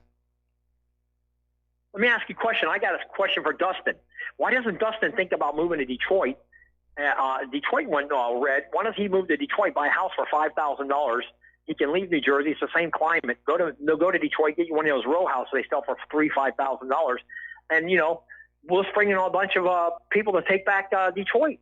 Because actually, if we would never won World War II without Detroit, if it wasn't for Detroit, Adolf Hitler wins World War II hands down, guaranteed. Yes, and you know that. We speak German.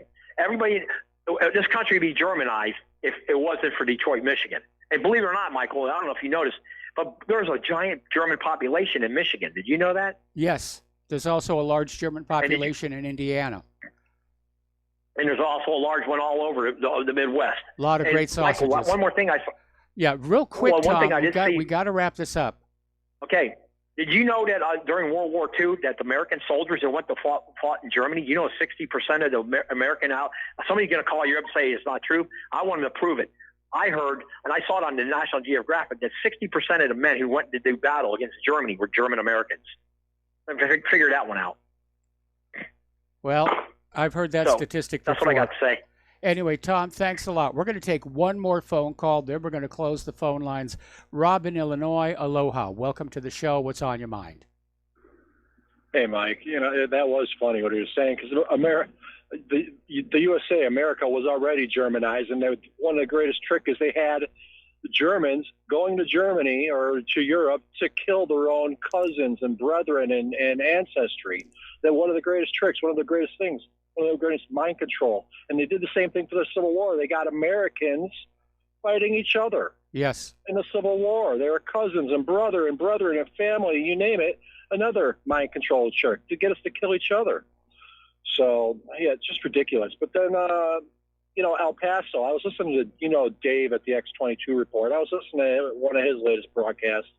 I believe it's from the 7th, and he's suggesting that the El Paso dude went to the wrong place. He wasn't supposed to go to He wasn't supposed to go to Walmart. He was actually supposed to go to that mall, because apparently they keep mentioning this mall that's over there, that the police were evacuating people from there, and creating havoc there and putting them out into the parking lot where they would be in the way of a person shooting at Walmart. So there's a whole bunch of confusion in all this, and it's just unbelievable, especially they did Ohio and El Paso at the same time, that the facts are getting mixed up. It's just confusing all the way around. I want to make one last reference to a guy that called in earlier this week, and he asked about that photo where people put guns to spell out Trump. Yes. That was like Tuesday, I think, whatever. But anyway, that was another photo they took off one of these boards that's like from 2 years ago or something, and they made it look like it just happened, or that they're trying to say this guy, that was his photo. So it's the same trick as like Kids in Cages for Obama from 2014 or 2015 or whatever it was. That they just pull stuff out of the archives and they go, oh, look what this guy did. He didn't. They pulled it off the board from a couple of years ago. So that goes to your guy that was hearing some of these national talk shows say that this guy did it, but it wasn't. It was an old photo. Yep. I'm not surprised. All right, Rob, thanks an awful lot. We're going to let you go here. We're going to close the phone lines because I'm way behind on my talking points, and we've got the lovely Lady Claire due here in about 14 minutes. Okay, so newly released records show that the FBI formally documented the bias of British ex-spy Christopher Steele shortly after the November 26th presidential election. Yet even though they knew he had this very obvious bias, they continued to use his unverified dossier in multiple applications for renewal of the Foreign Intelligence Service Act warrants. They knew this guy was a flake, and they kept on using that dossier, which we now know was completely made up. It was a complete fake, complete phony. Now, Nadler is over there saying that they have started formal impeachment proceedings against Trump.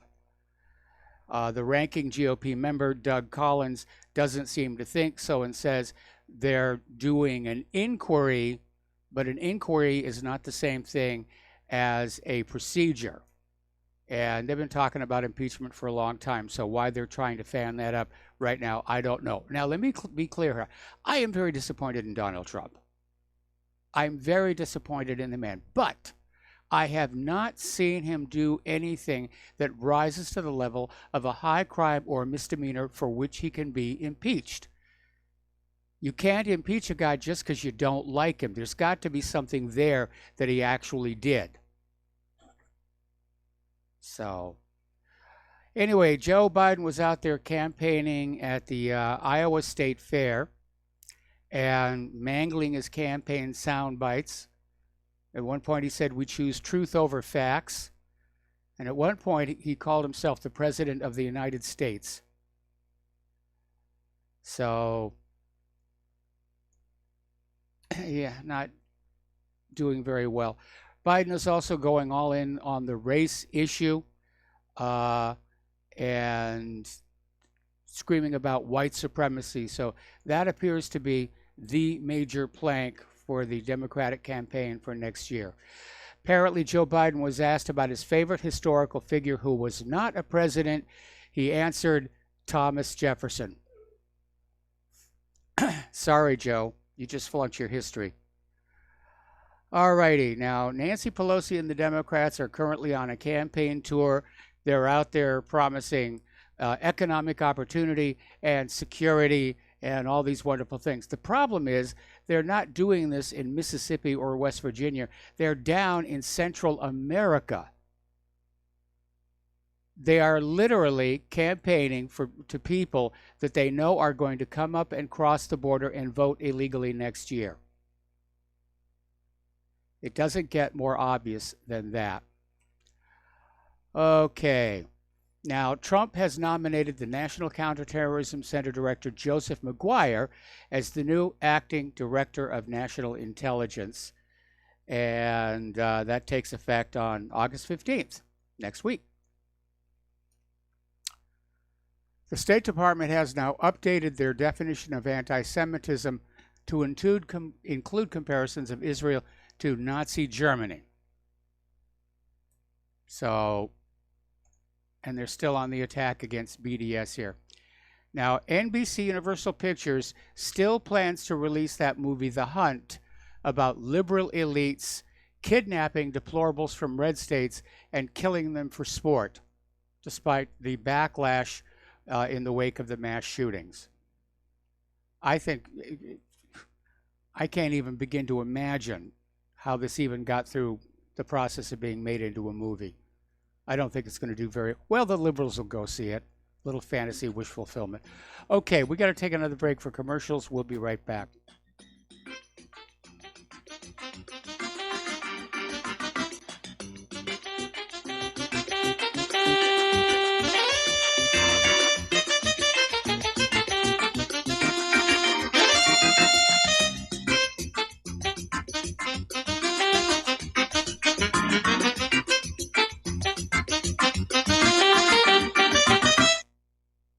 It's happening, ladies and gentlemen. We here at RBN are working with Front Sight Firearms Training Institute to bring our audience the best in combat, tactical, and defensive firearms training. Whether you're a private citizen who is new to firearms or you have a concealed weapon permit and want a level of training that surpasses what you've received from your local gun range, Front Sight provides priceless education and skills taught by seasoned law enforcement, military, and private citizen instructors to levels that far exceed law enforcement and military standard. With nearly 1 million responsible citizens trained from every town, city, and state from across the United States, Front Sight has bolstered the Patriot movement to a whole new level. Contact Dan Sutterfield by phone at 573-762-2356 or 573-465-2356 or shoot him an email at domedan, DOMEDAN, at hotmail.com. This is a limited time opportunity. Don't miss it.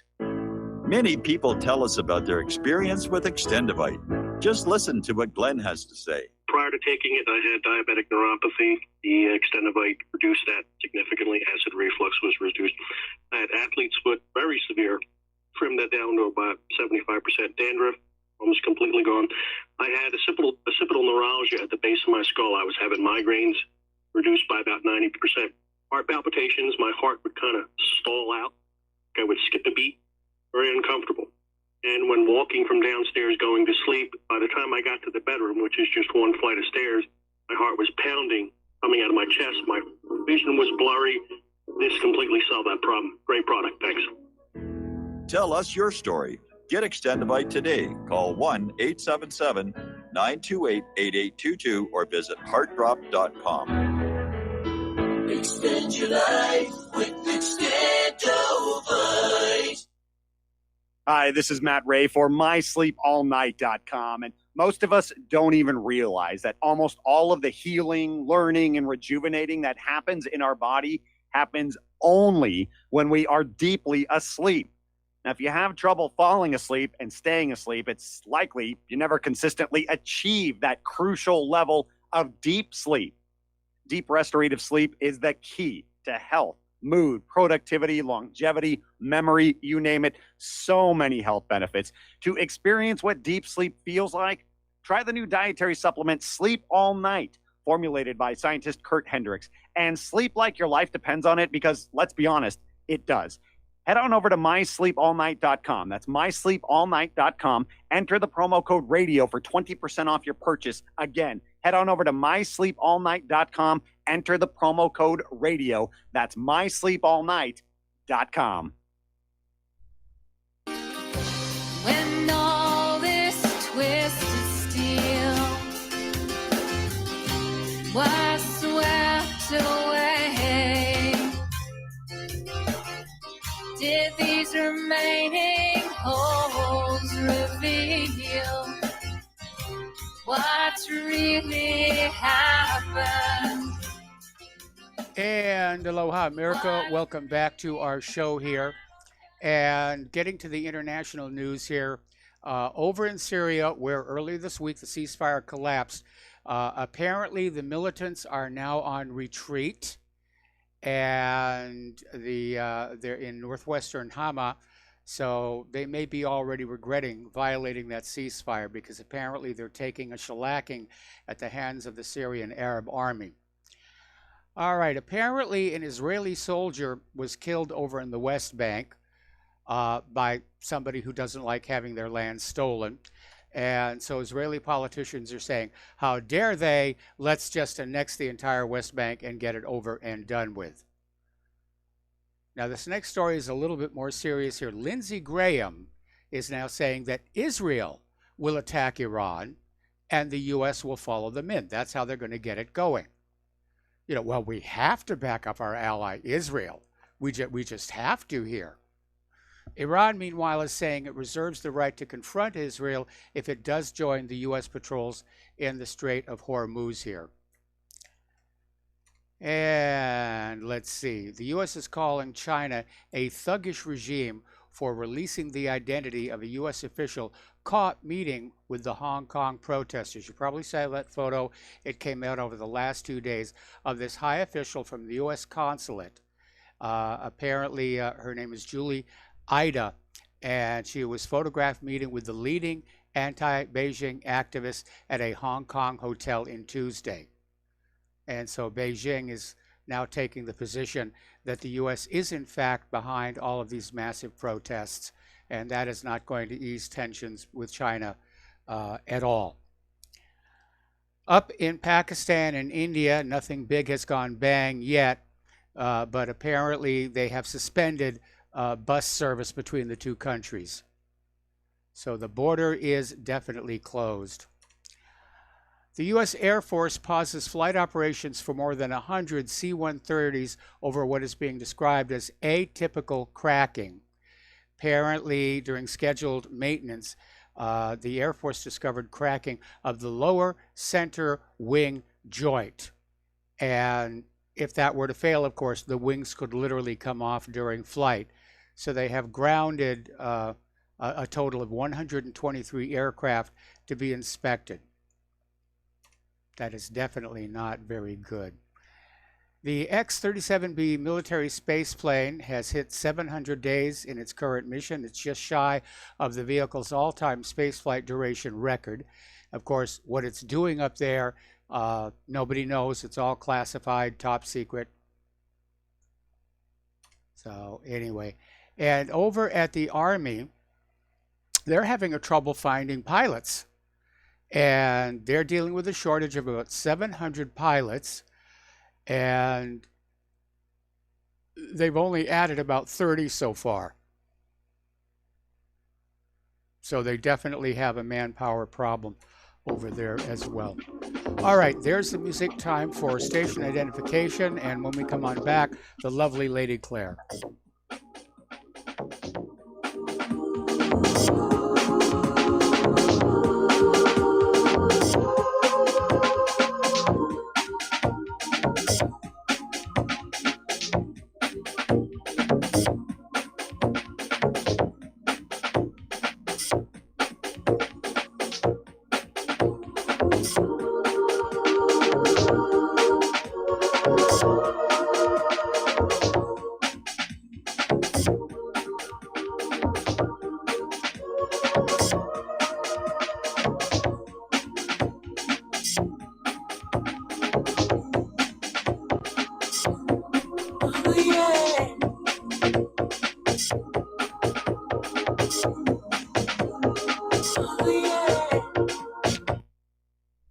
Extend your life with Extendovite. When your doctor tells you have bad cholesterol or blockages in the arteries, what do? When diet and exercise is not enough, we try medications and hope for the best. For the last 2 decades, I have been telling people about a natural method to help solve these problems and more.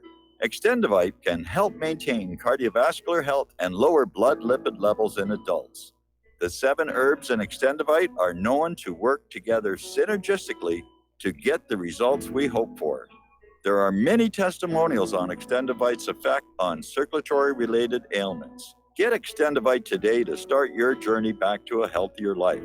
To order, call 1-877-928-8822 or visit heartdrop.com or see us on amazon.com.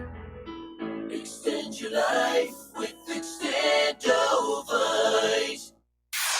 You're listening to Republic Broadcasting Network because you can handle the truth.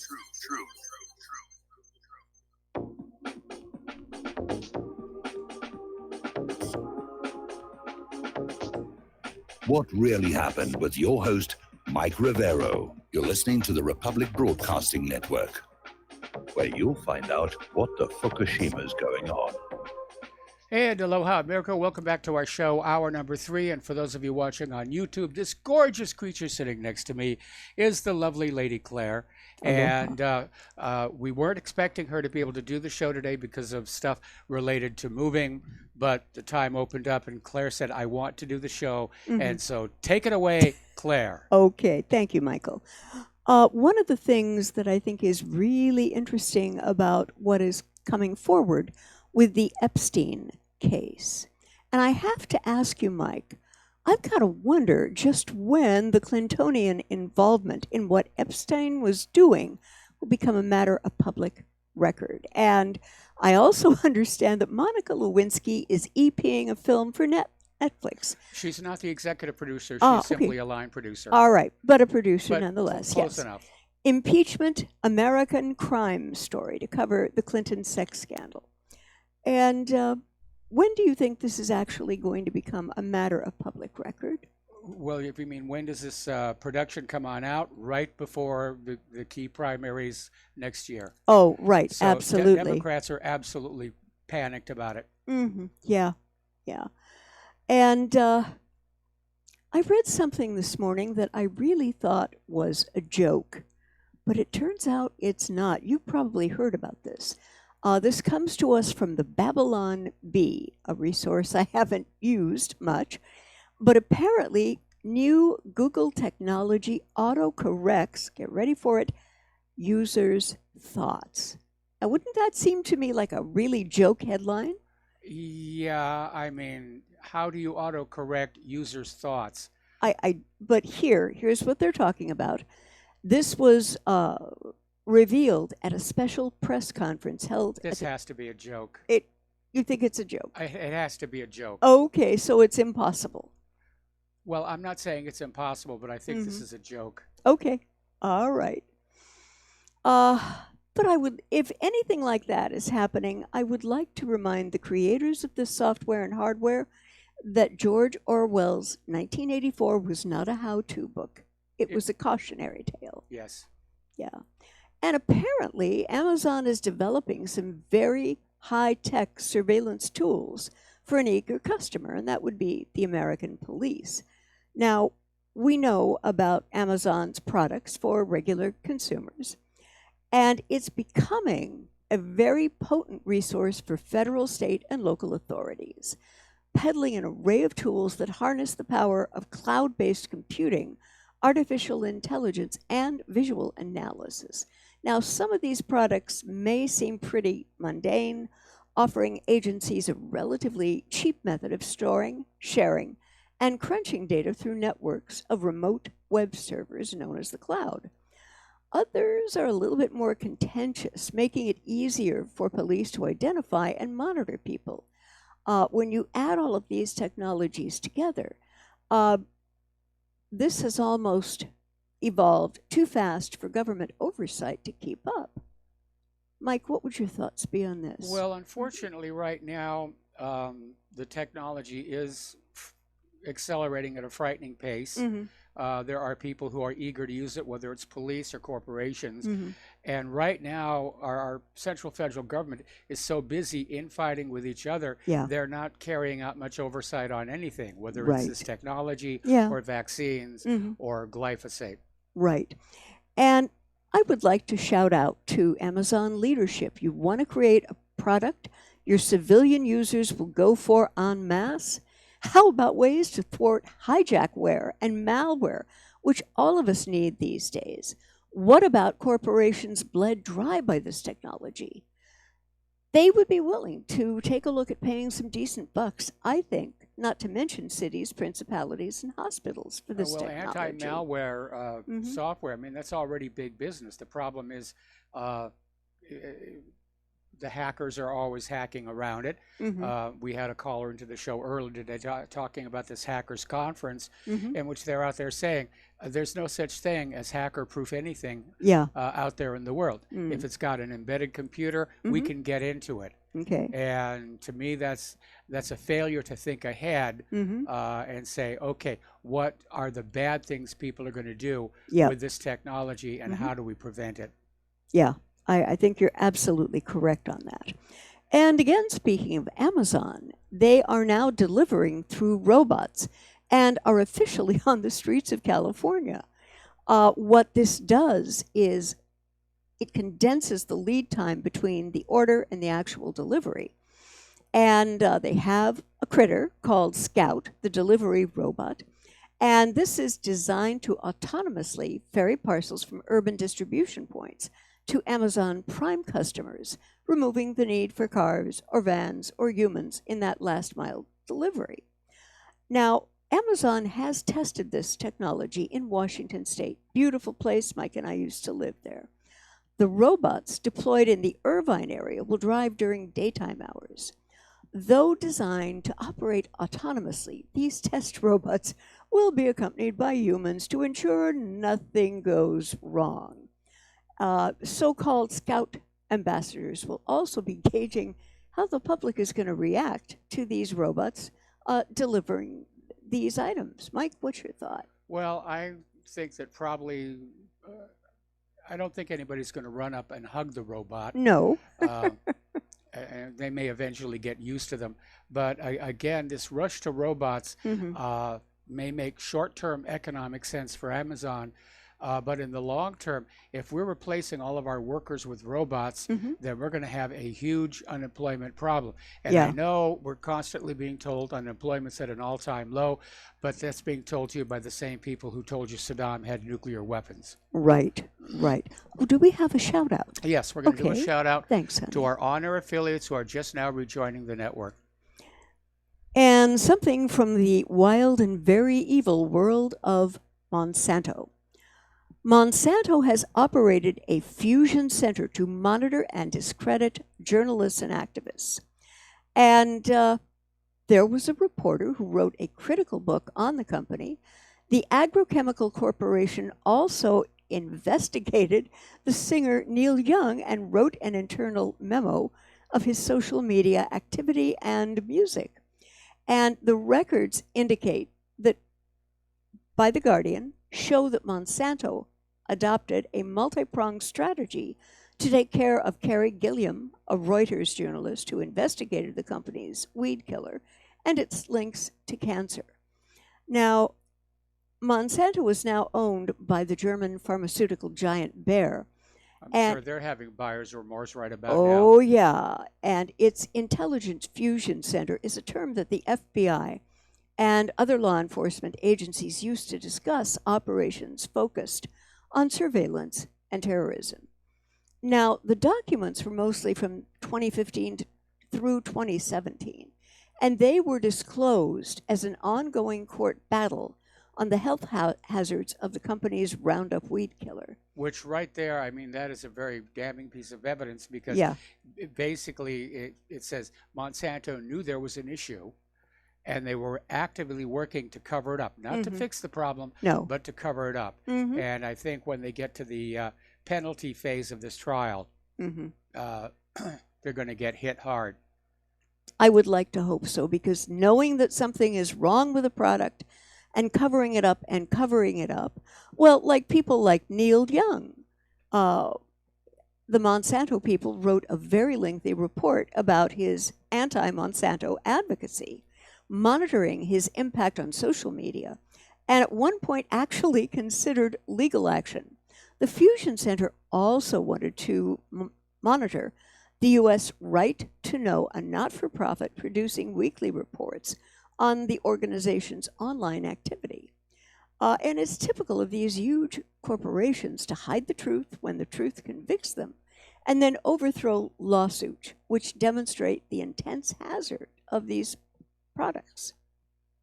And I think another aspect of this is basically showing how Monsanto used its tremendous wealth to encourage scientists who are going to write favorable reports of their products and to derail or otherwise shut down any scientists who were writing critical commentary about things like glyphosate. Yeah, yeah.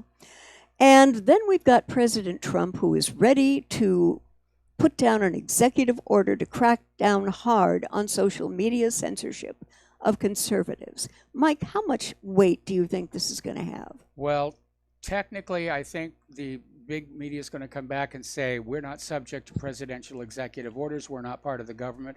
We're not part of the executive branch. This is going to wind up in court, though. Do you think it'll get fought all the way to the Supremes? I think it's going to go all the way to the Supreme Court. Yeah. Apparently, Twitter's hostile actions toward Leader McConnell's campaign are awful, and the Republicans say they're not going to tolerate it anymore.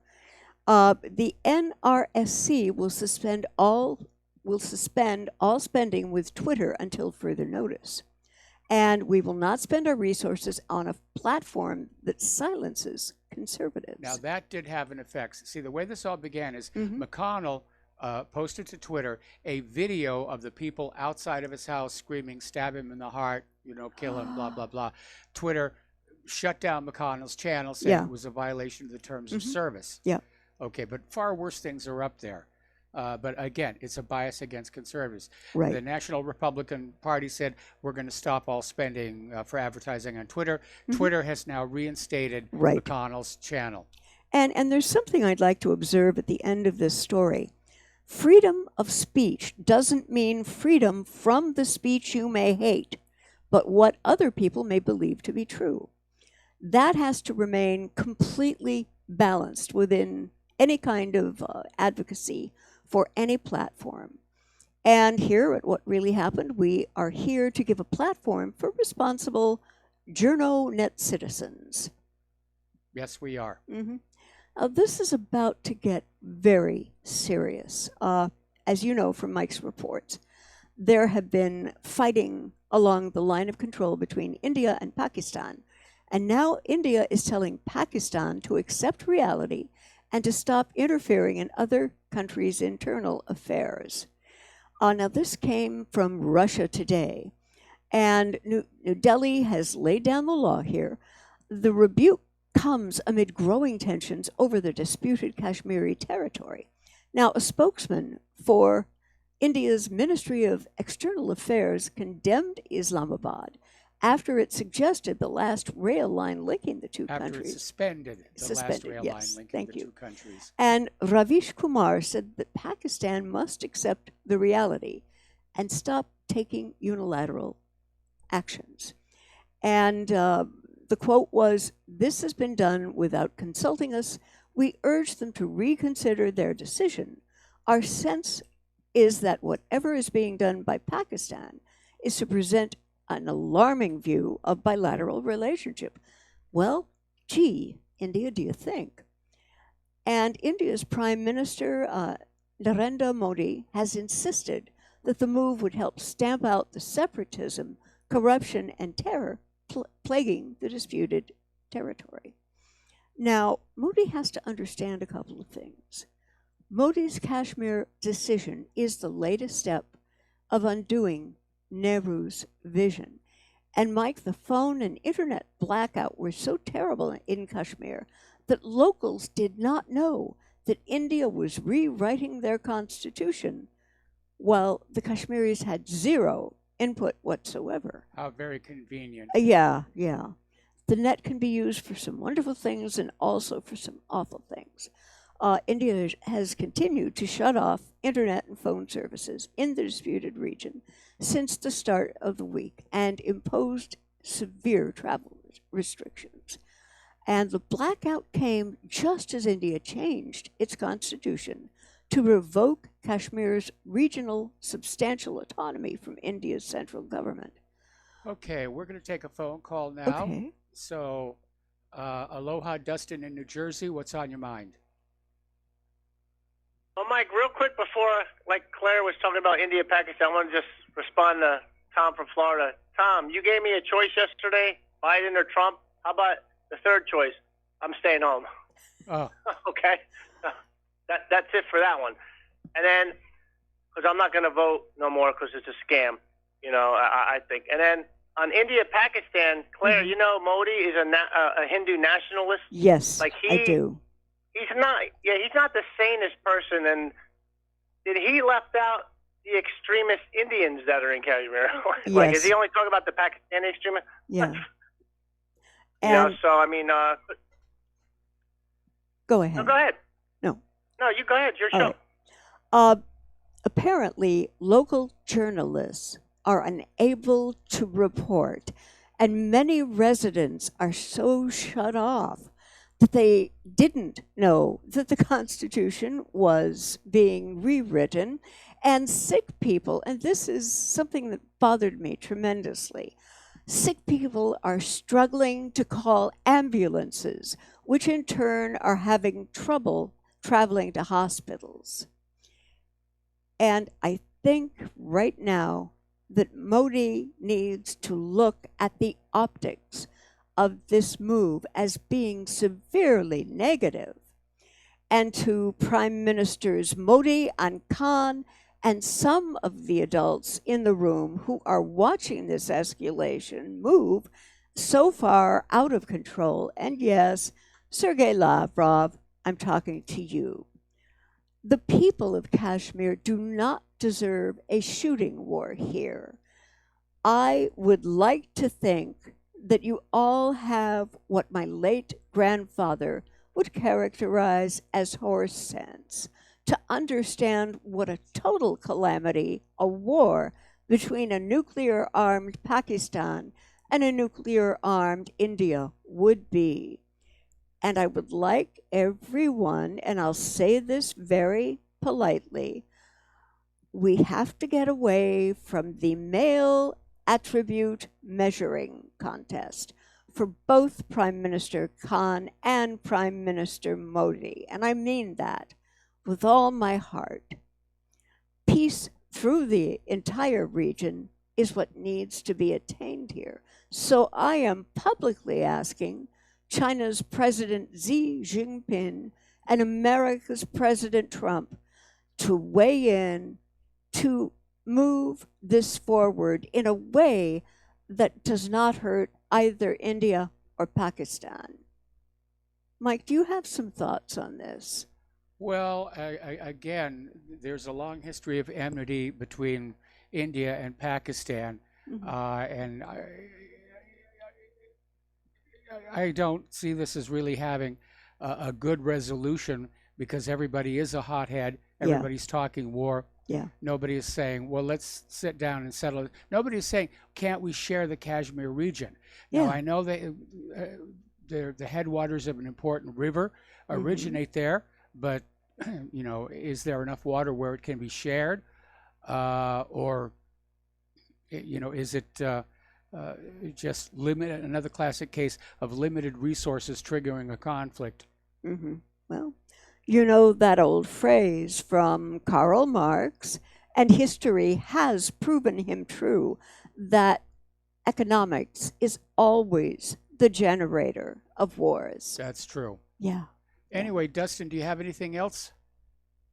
They don't care about the people of Kashmir.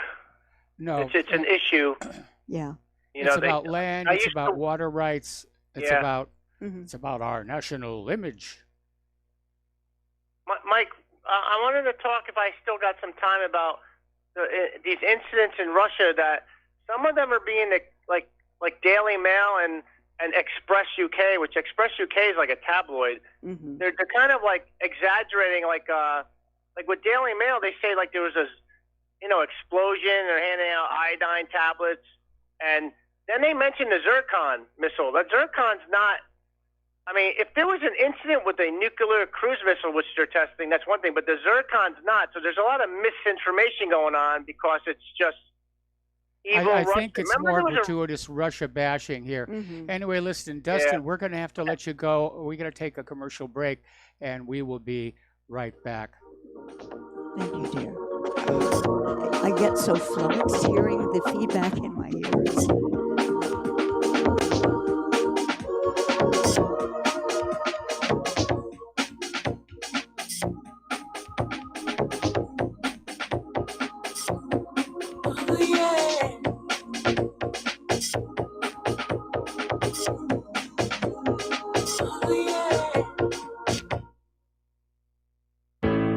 The reviews for Extendivite are amazing. Here are some from Amazon. September 2018. Extendivite works in keeping my blood pressure in the normal range. I've been using Extendivite for many years now. May 2018. Great product. I use regularly and I rarely get sick. March 2018. This product has relieved what appeared to be angina pain in my chest and shortness of breath after climbing stairs. I'm quite happy about it. February 2018. My husband, son, and I have been using this product for a few months now, and we have noticed an improvement in our joints and blood pressure. Tell us your story. Get Extendivite today. To order, call 1-877-928-8822. That's 1-877-928-8822, or visit heartdrop.com. Extend your life with Extendovite. Folks, we're living in a world the likes of which we've never perceived any clearer than we do now. The plan for global governance has been in the works for generations and would have likely been achieved by now, but for the fact that the globalists left open their Achilles heel. With all their tools, Federal Reserve System, fiat currency, no child left behind, and then Common Core education introduced to our schools to dumb us down, vaccines, pharmaceuticals to lobotomize us, GMO foods, insertion of compromised or bought and paid for politicians, judges, mainstream media propaganda, all pieced together like a puzzle designed to ultimately bring the world under submission. But with all their strategy, they forgot one thing: knowledge. And knowledge is power. With knowledge, their bombardment is nullified. Folks, with that, as brilliant and knowledgeable as you've become, among the wisest audience of any radio audience in the world, and you are, I want you to take a moment to reflect and ask yourself, how much of that knowledge did I obtain from Republic Broadcasting Network? How high has my consciousness been raised since I've been a listener? How fast am I now able to discriminate truth from fake news by being a Republic Broadcasting listener? How clear am I now able to see the world since I've been listening to RBN? Ask yourselves those questions, folks. Then ask yourself, what is that knowledge worth to me? Like my morning coffee, how would I survive without it? A voice of truth in a sea of lies. Do we not all need to make sure it survives? Like public broadcasting, we are now finding we can only survive with listener support. Censorship, advertisers being attacked, truth itself being attacked. It's the only way through this. We at Republic Broadcasting humbly ask you to become a supporter. Look at your budget and make a determination of what Republic Broadcasting is worth to you and what you can afford on a monthly basis. Go to republicbroadcasting.org and pledge 20, 30, 40, 50, if possible, 100 a month or more if it's affordable. Click the donate button and become a regular monthly donor. Assure both us and yourself that Republic Broadcasting truth will continue to flow like that morning coffee. The network thanks you. We the people, in order to form a more perfect union, establish justice, ensure domestic tranquility,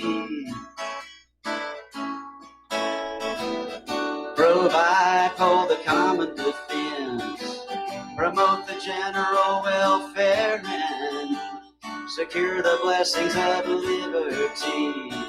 And Aloha America, welcome back to our show here. And Claire, what have you got up next?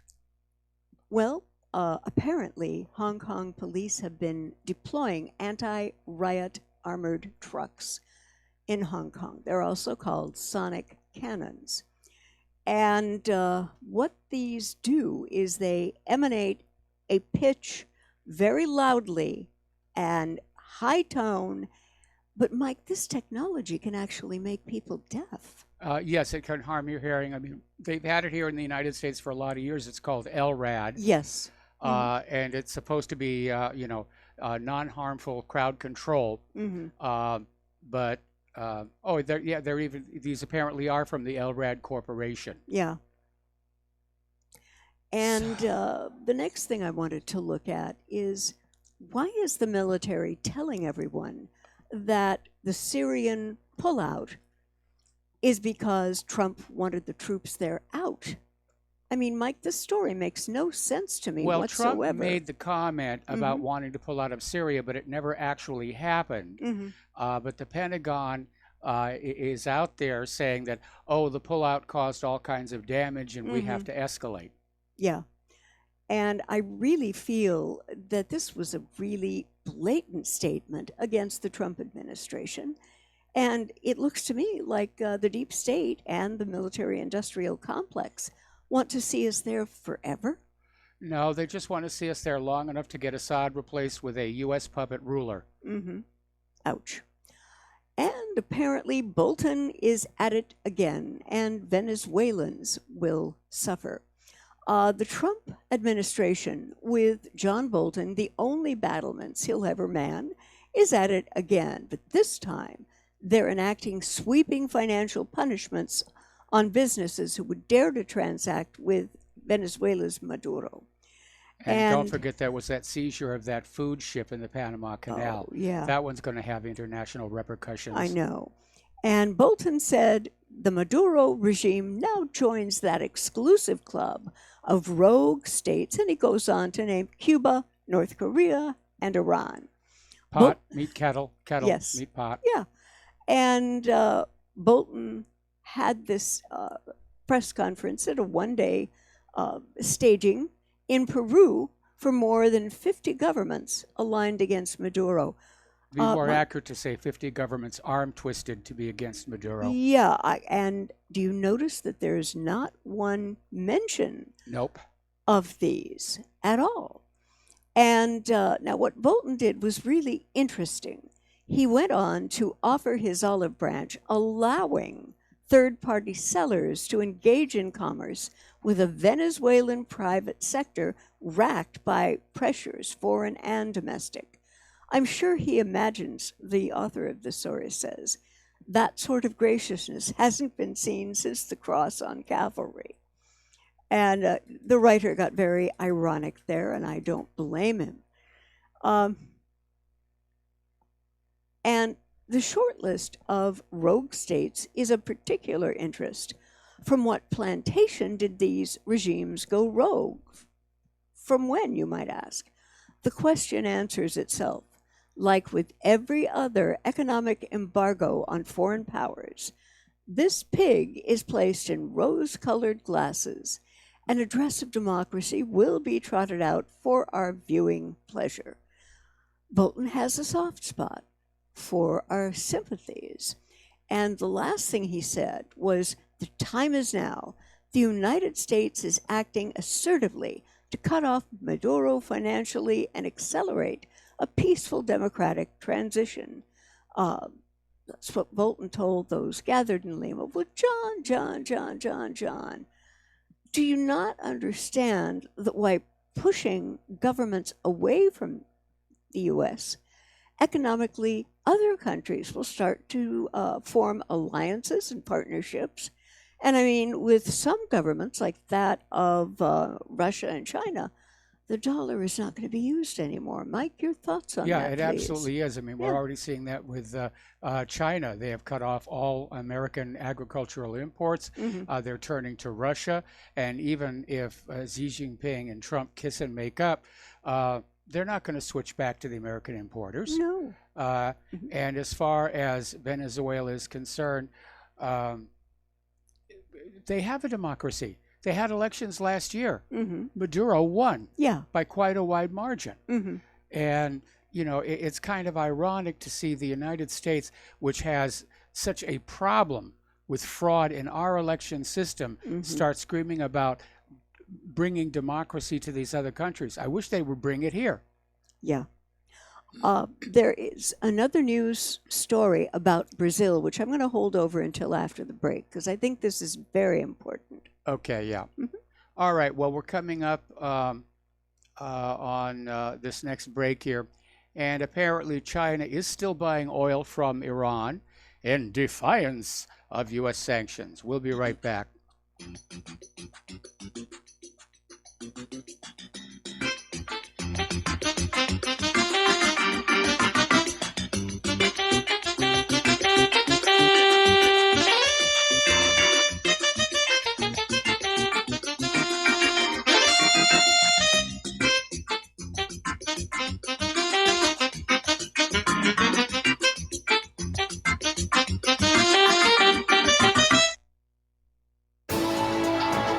You are tuned in to the Republic Broadcasting Network. Visit our website by going to republicbroadcasting.org.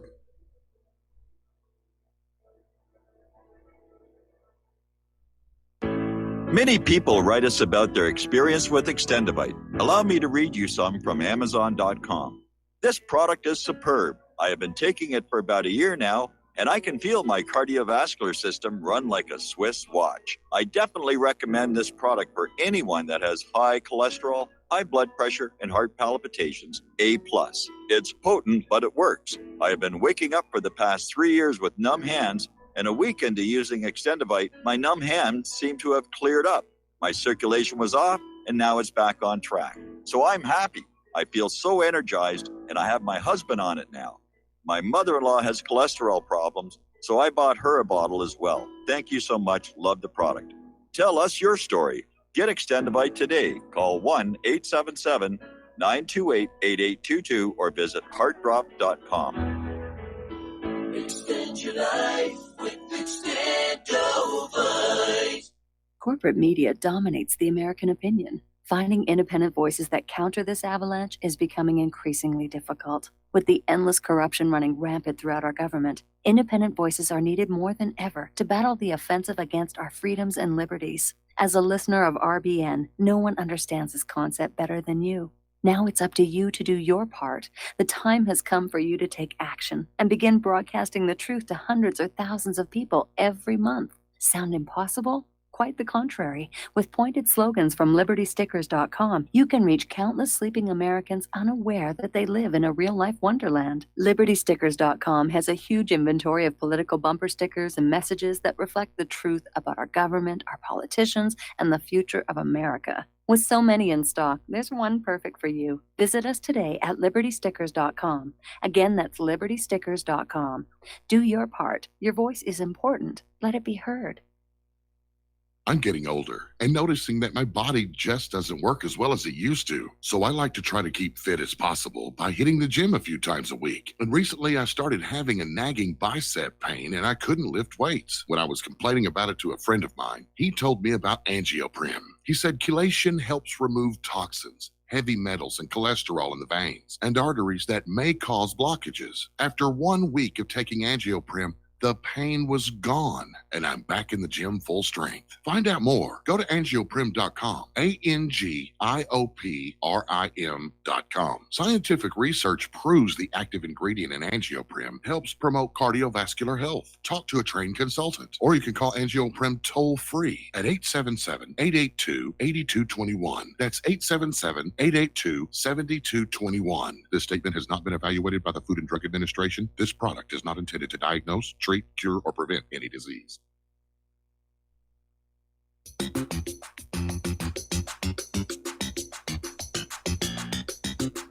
Welcome to What Really Happened Radio.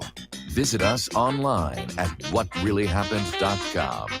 And now, set your eyes on the future and let's consider what really happened. And aloha, America. Welcome back to our show here. And Claire, what's next on your list? Oh, there we go.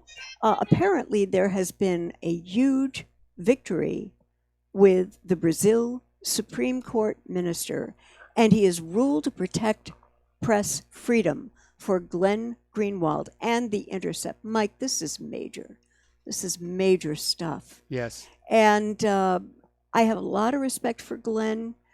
Sometimes I will link to him, others maybe not so much, but he is very much a person with his fingers on the pulse of what's going on in this country and internationally.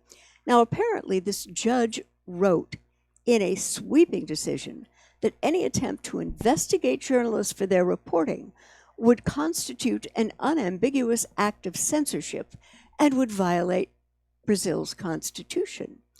And for the past couple of months, Greenwald and The Intercept Brazil have punished a series of published a series of damning articles on Moro's role as a judge in Operation Car Wash.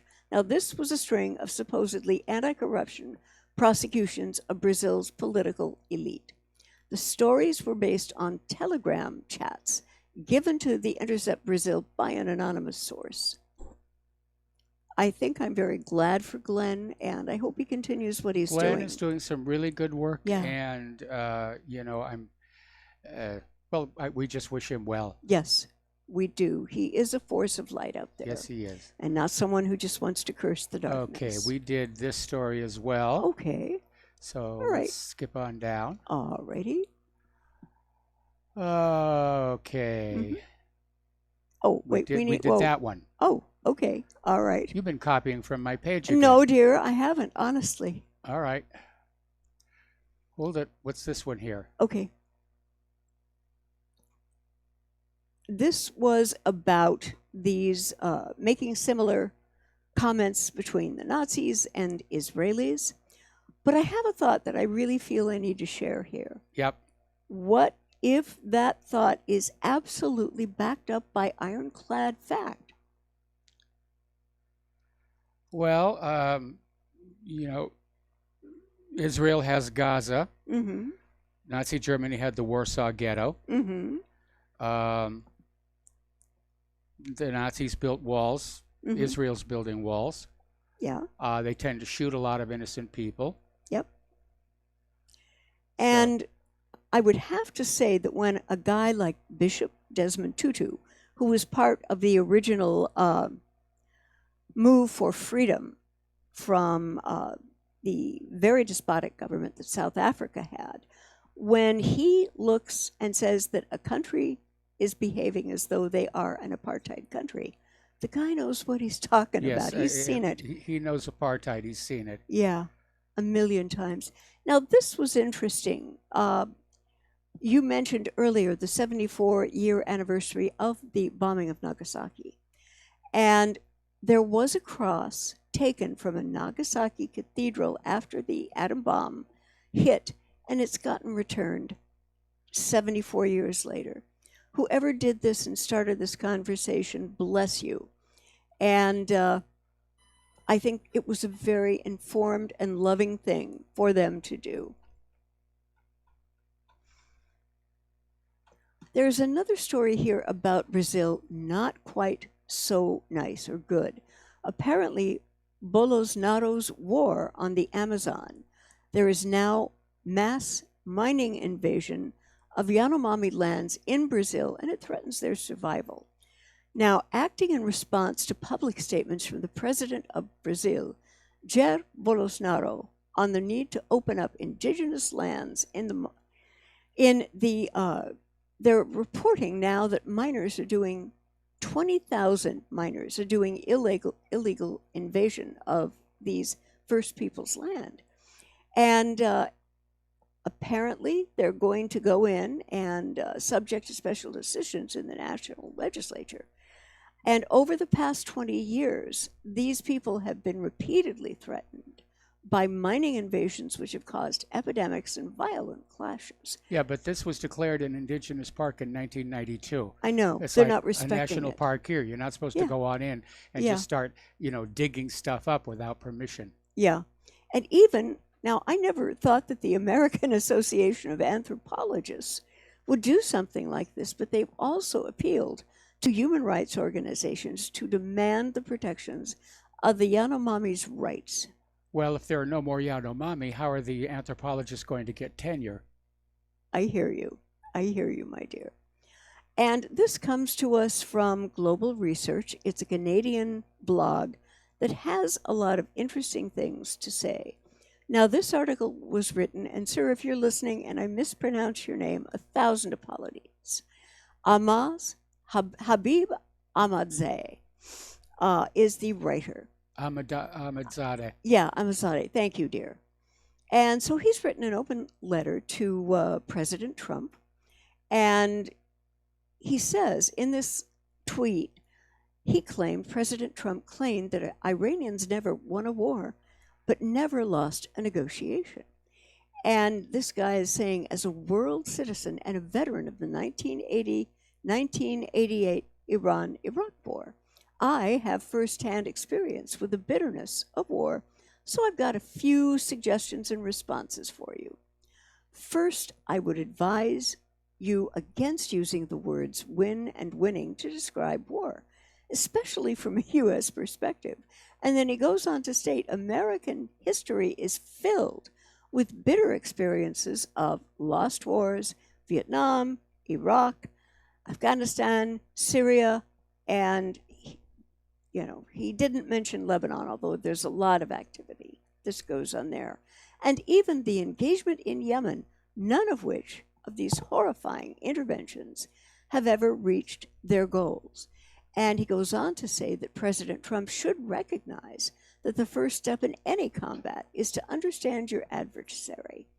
As an experienced Iranian war veteran, I strongly suggest you study the culture and history of an old civilization like Iran. Iranians, those you label as living in a terrorist nation, are very proud that for the last 250 years, they have never initiated a war. Also proud that they have never invaded, intruded, or oppressed other nations, neither in our neighborhood nor even in our response to our foes. And he goes on to say that nonetheless, there is a delicacy in the sophisticated culture of Iran that separates us from you and your hawkish B team, and goes on to mention John Bolton, Ben Salman, and Bibi Netanyahu. The major difference is the view we each have toward war. For us, war is not an option. We never chose to go to war. We only responded when war was forced upon them. Mike, what do you think of this guy? Well, that's exactly the history. Yeah. And of course, he's talking about all the wars that failed to achieve their goals. You Mhm. need to remember that very often the real goals were being withheld from us. Mhm. That, we're going to go into Iraq and we're going to get those weapons of mass destruction. Right. The real goal was Iraq's oil back on the world market And- only for the yeah. US dollar. And we haven't won in Syria. We're trying to leave Afghanistan with as much dignity as we can. We Mhm. definitely lost in Vietnam. Oh, boy. We never won in Korea. Nope.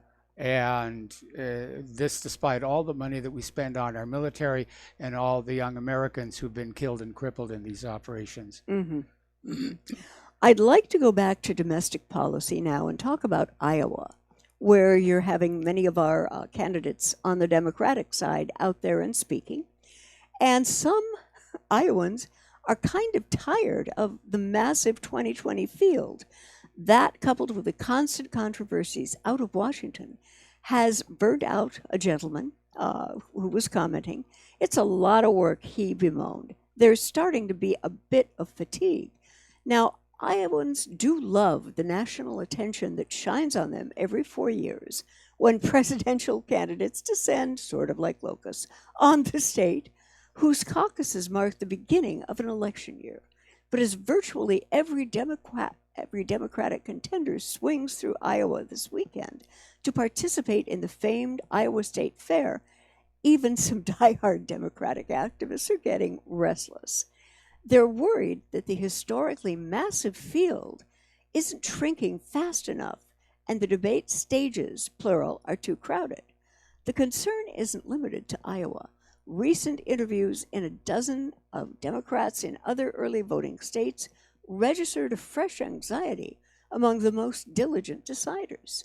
If Democrats don't start to figure things out soon, they could definitely give President Trump the upper hand. We were talking about that a little bit earlier in the show. Oh, man. Yeah, it's what I've seen is a circular firing squad with the Democrats. Yeah, well, you know, Tulsi Gabbard shot herself down with her comments about Ukraine. Yeah.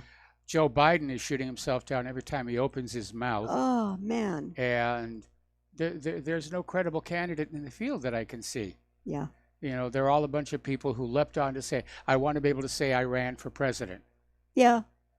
I'd like to also look at some things going on, and this is from the Department of You Cannot Make This Stuff Up. And apparently the company behind a controversial Common Core math program in North Carolina is suing a dad for libel and slander. And the parent of a high school student has been characterized as being on a crusade, the lawsuit claims, against the math program. Instead of teacher-led instruction, students are taught through self-discovery. But he and many other parents of these kids think that the older methods are better. So he created a Facebook group and website where he lays out his criticism of the program. And apparently the writers of this article say that they've checked the guy's website and it's very well thought out, rational criticism. Whether he is correct or not seems to be irrelevant here. He is just expressing an opinion of the type of education his child will receive in a public school. Now, we've moved beyond gender-neutral programs and triggering microaggressions. Now just expressing any old opinion offends people. Apparently, you can't do that anymore in the U.S. If you offend someone with constructive criticism, they turn around and they're going to sue you. Mike, this is insane. It is. Completely. We've become such a thin-skinned population. Yeah. And of course, the lawyers love it. Their business is good. Yeah. But this, to me, falls under the category of life's tough. Get a helmet. When things get rough, you put the helmet on. Yep. You know.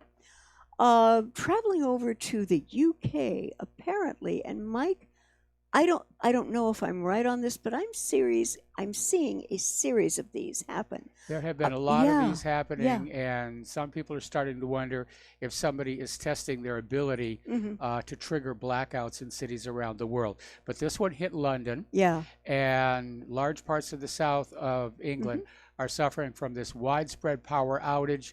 It's described as a major incident by electricity providers, and it caused massive traffic jams and just all kinds of problems. But, you know, Great Britain is not like Venezuela, which makes this blackout on this scale a little suspicious. Yeah. Yeah, it was. I think that's your last article. Oh, well, I don't think so. We have been wondering, by the way, economically, Turkey received a $1 billion bailout from China. You know, as we have been talking about pushing countries away from the U.S. for business and everything else, and countries like China are just sopping up the gravy, as it were, in terms of being able to get better loans and better commitments from China when their cash reserves ran out. And we have no idea. Okay. Yes. This really is the bottom of your talking Okay, points. all Or right. At least that's all that you sent me. All right. Okay. All right, so getting on back to the economic news here, Yes. China wants the U.S. to bear the cost of the trade war, and they're playing the rare earths card. Mm-hmm. And these rare earth elements are critical for the high-tech industry and the manufacture of everything from mobile phones to modern jet fighters. Mm-hmm. China controls about 80% of them. That's just where they came up in the Earth's crust. Mhm. And China has invested quite a bit in the infrastructure to mine and purify these materials, these 17 specific elements here. Now, the Association of China Rare Earth Industry comprises almost 300 miners, processors, and manufacturers. They held a special meeting earlier this week, just several days after Donald Trump threatened to hit Beijing with a new bunch of tariffs as of the 1st of next month. All righty, so the U.S. is rushing to ready the new tariffs on China. At this point, we're starting to get into strategic thought here, and China may be willing to accept a temporary economic downturn in order to harm Donald Trump, because they know going into an election year, if this trade issue is not resolved, Mhm. it will work against Trump. Oh, absolutely. And I mean, all the farmers whose produce China is now refusing, Yes. so many of them are going into bankruptcy. It's a mess between Yeah. that and the unprecedented flooding earlier this year. Mhm. Yeah, it's the worst year for farmers in a very, very long time. Absolutely. Okay. Now, Trump is out there trying to bluff and bluster his way through and saying that the U.S. will not make a trade deal with China. And he said that while talks are progressing with Beijing, no deal has been reached for now. And the president told reporters earlier today he would like to see more movement in the trade talks, but that Washington was not ready to finalize an agreement. China wants to do something on trade, but I'm not ready to do anything yet, President Trump said, adding that the American taxpayer is not paying for the tariffs currently imposed on trade with the country. Well, Don, I hate to break this to you, but yeah, we, the American people, are paying for the tariffs Yes. in those increased prices on goods that still have to be imported from China because nobody in the U.S. knows how to make them. Well, we've outsourced our manufacturing for We so gave long. it all away. Yeah. We very foolishly gave it all away. And I think one of the things that they could tie in with immigration would be getting the best of the best. People who know how to make factories run, people who are... People like that Yeah, aren't sneaking across our borders. I know. You know, I they know. come in the legal way. Right. They get an right. H-1B visa. All Yeah. right, we're going to take another break for commercials. Back with the last segment of our program on this Powhatan Friday after these few words.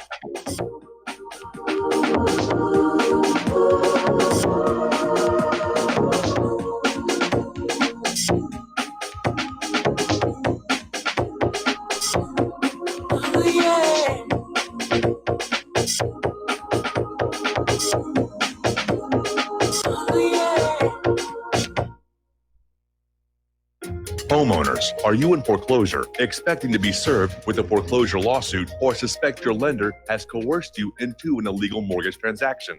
A huge number of mortgages made in the last 10 years have legal issues and are possibly defective. State laws and the U.S. Supreme Court have upheld that defective mortgage documents are grounds for foreclosure defense and for counterclaims in favor of the homeowner. If your mortgage has been sold or assigned since closing the loan, it may be defective and you may be paying the wrong party, and the lender may not have standing or the right to foreclose or collect payments under the law. If you would like to know if your mortgage is legal or not, or know if you are paying the right party, we can help. Our initial consultations are free of charge. We are not attorneys. We are legal researchers and work closely with experienced lawyers who know how to help you find the evidence to help you keep your home. Call toll free 1-855-2-KEEP-IT. That's 1-855-2-KEEP-IT today.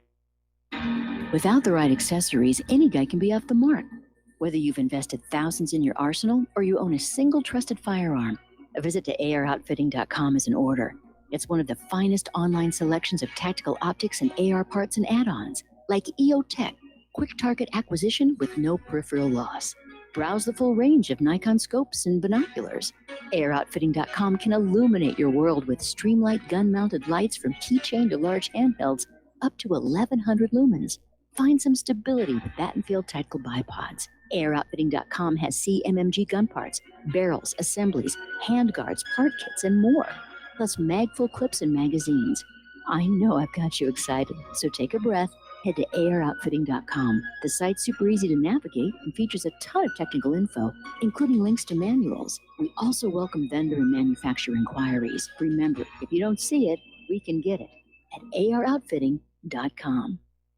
Tired of being lied to by mass media? It's growing more and more apparent today that news is received less and less through standard media outlets. Even with a growing audience every day, RBN is beginning to direct more efforts into social media. Social media and the use of the internet is fast becoming the primary source of people for news, regardless of demographic. RBN has set out to provide some of the best news on the internet through republicbroadcasting.org, and also has begun to use the tools to our advantage by way of social media. Republic Broadcasting is now operating a Facebook page to function as yet another avenue to have our collective voice reach new audiences across not only America, but across the globe as well. The Facebook page features not only news, but also an RBN player to listen to our broadcasts.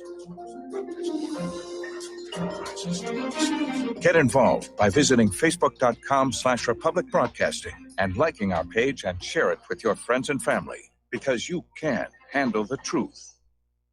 We will not go down in the night without a fight. You can burn up our mosques and our homes and our schools, but our spirit will never die. We will not go down in Gaza tonight. And aloha, America. Welcome back to our show here. Last segment of our program on this Pauhana Friday. And earlier in the week, we were talking about how Deutsche Bank was letting go thousands of their employees. And now we're hearing that other big banks are starting to do the same. HSBC, Society, Citigroup, they're laying off thousands and thousands of people all around the world. That doesn't look to me like the economy is headed in a positive direction.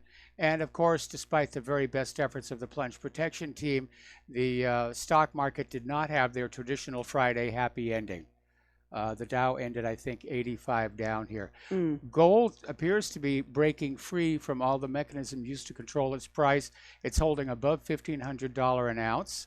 China continues to buy gold bullion. And a lot of people are very concerned over the U.S. government's attempt to sanction the companies behind the Nord Stream 2 pipeline, and the concern that the sanctions on Nord Stream 2 would turn EU energy policy into the U.S.'s plaything. And I think pretty much the rest of the world is tired of being the U.S. plaything here. Now, this one is really interesting. Apparently, Chase Bank is forgiving all debt owed by its Canadian credit card customers. Apparently, Chase is getting out of Canada. It's folding its Amazon and Marriott Visa cards. And they decided the simplest way to unwind from all of that was to just send everybody a letter saying, that's it, you don't owe us anymore. That would be really good. Wish we could get somebody to do that for us. A jubilee, right? A jubilee, effectively, yes. Yeah. Walgreens is going to shut 200 stores in the United States and another 200 in Great Britain. So that's not looking very positive. When a store like that is having trouble making it financially, you know that the economy is in big trouble. The economy is in big trouble. You know, it's time to start pretending otherwise. Apparently, the White House is going to unveil a rule banning government agencies from doing business with Huawei. And again, it's just going to up the tension factor with China. Over in San Francisco, Silicon Valley, that whole area, technology giants are creating thousands of new millionaires as they list on the stock exchange through these much hyped IPOs. And unfortunately, it's only increasing the city's wealth gap which means housing prices are driven up by all these instant millionaires, and that is only increasing the homelessness problem here. We're also seeing a plunge in global semiconductor sales, and that tells us also that manufacturing is slowing down. Banks are slashing the trader bonuses. Wall Street braces for a recession. And at the rate wealth is being transferred from your pockets to the bankers' pockets right now, in 33 years, they will have it all. Think about that. Okay, there's the music. Time for us to get out of here and get back to getting ready for the move to Indiana. Stay tuned for John Stedmiller. I'm sure he's got lots of interesting things to share with you. Please take what you learn here, share it with everybody that you know. Please donate to Republic Broadcasting. Please donate to whatreallyhappened.com. And aloha, America. Move the camera.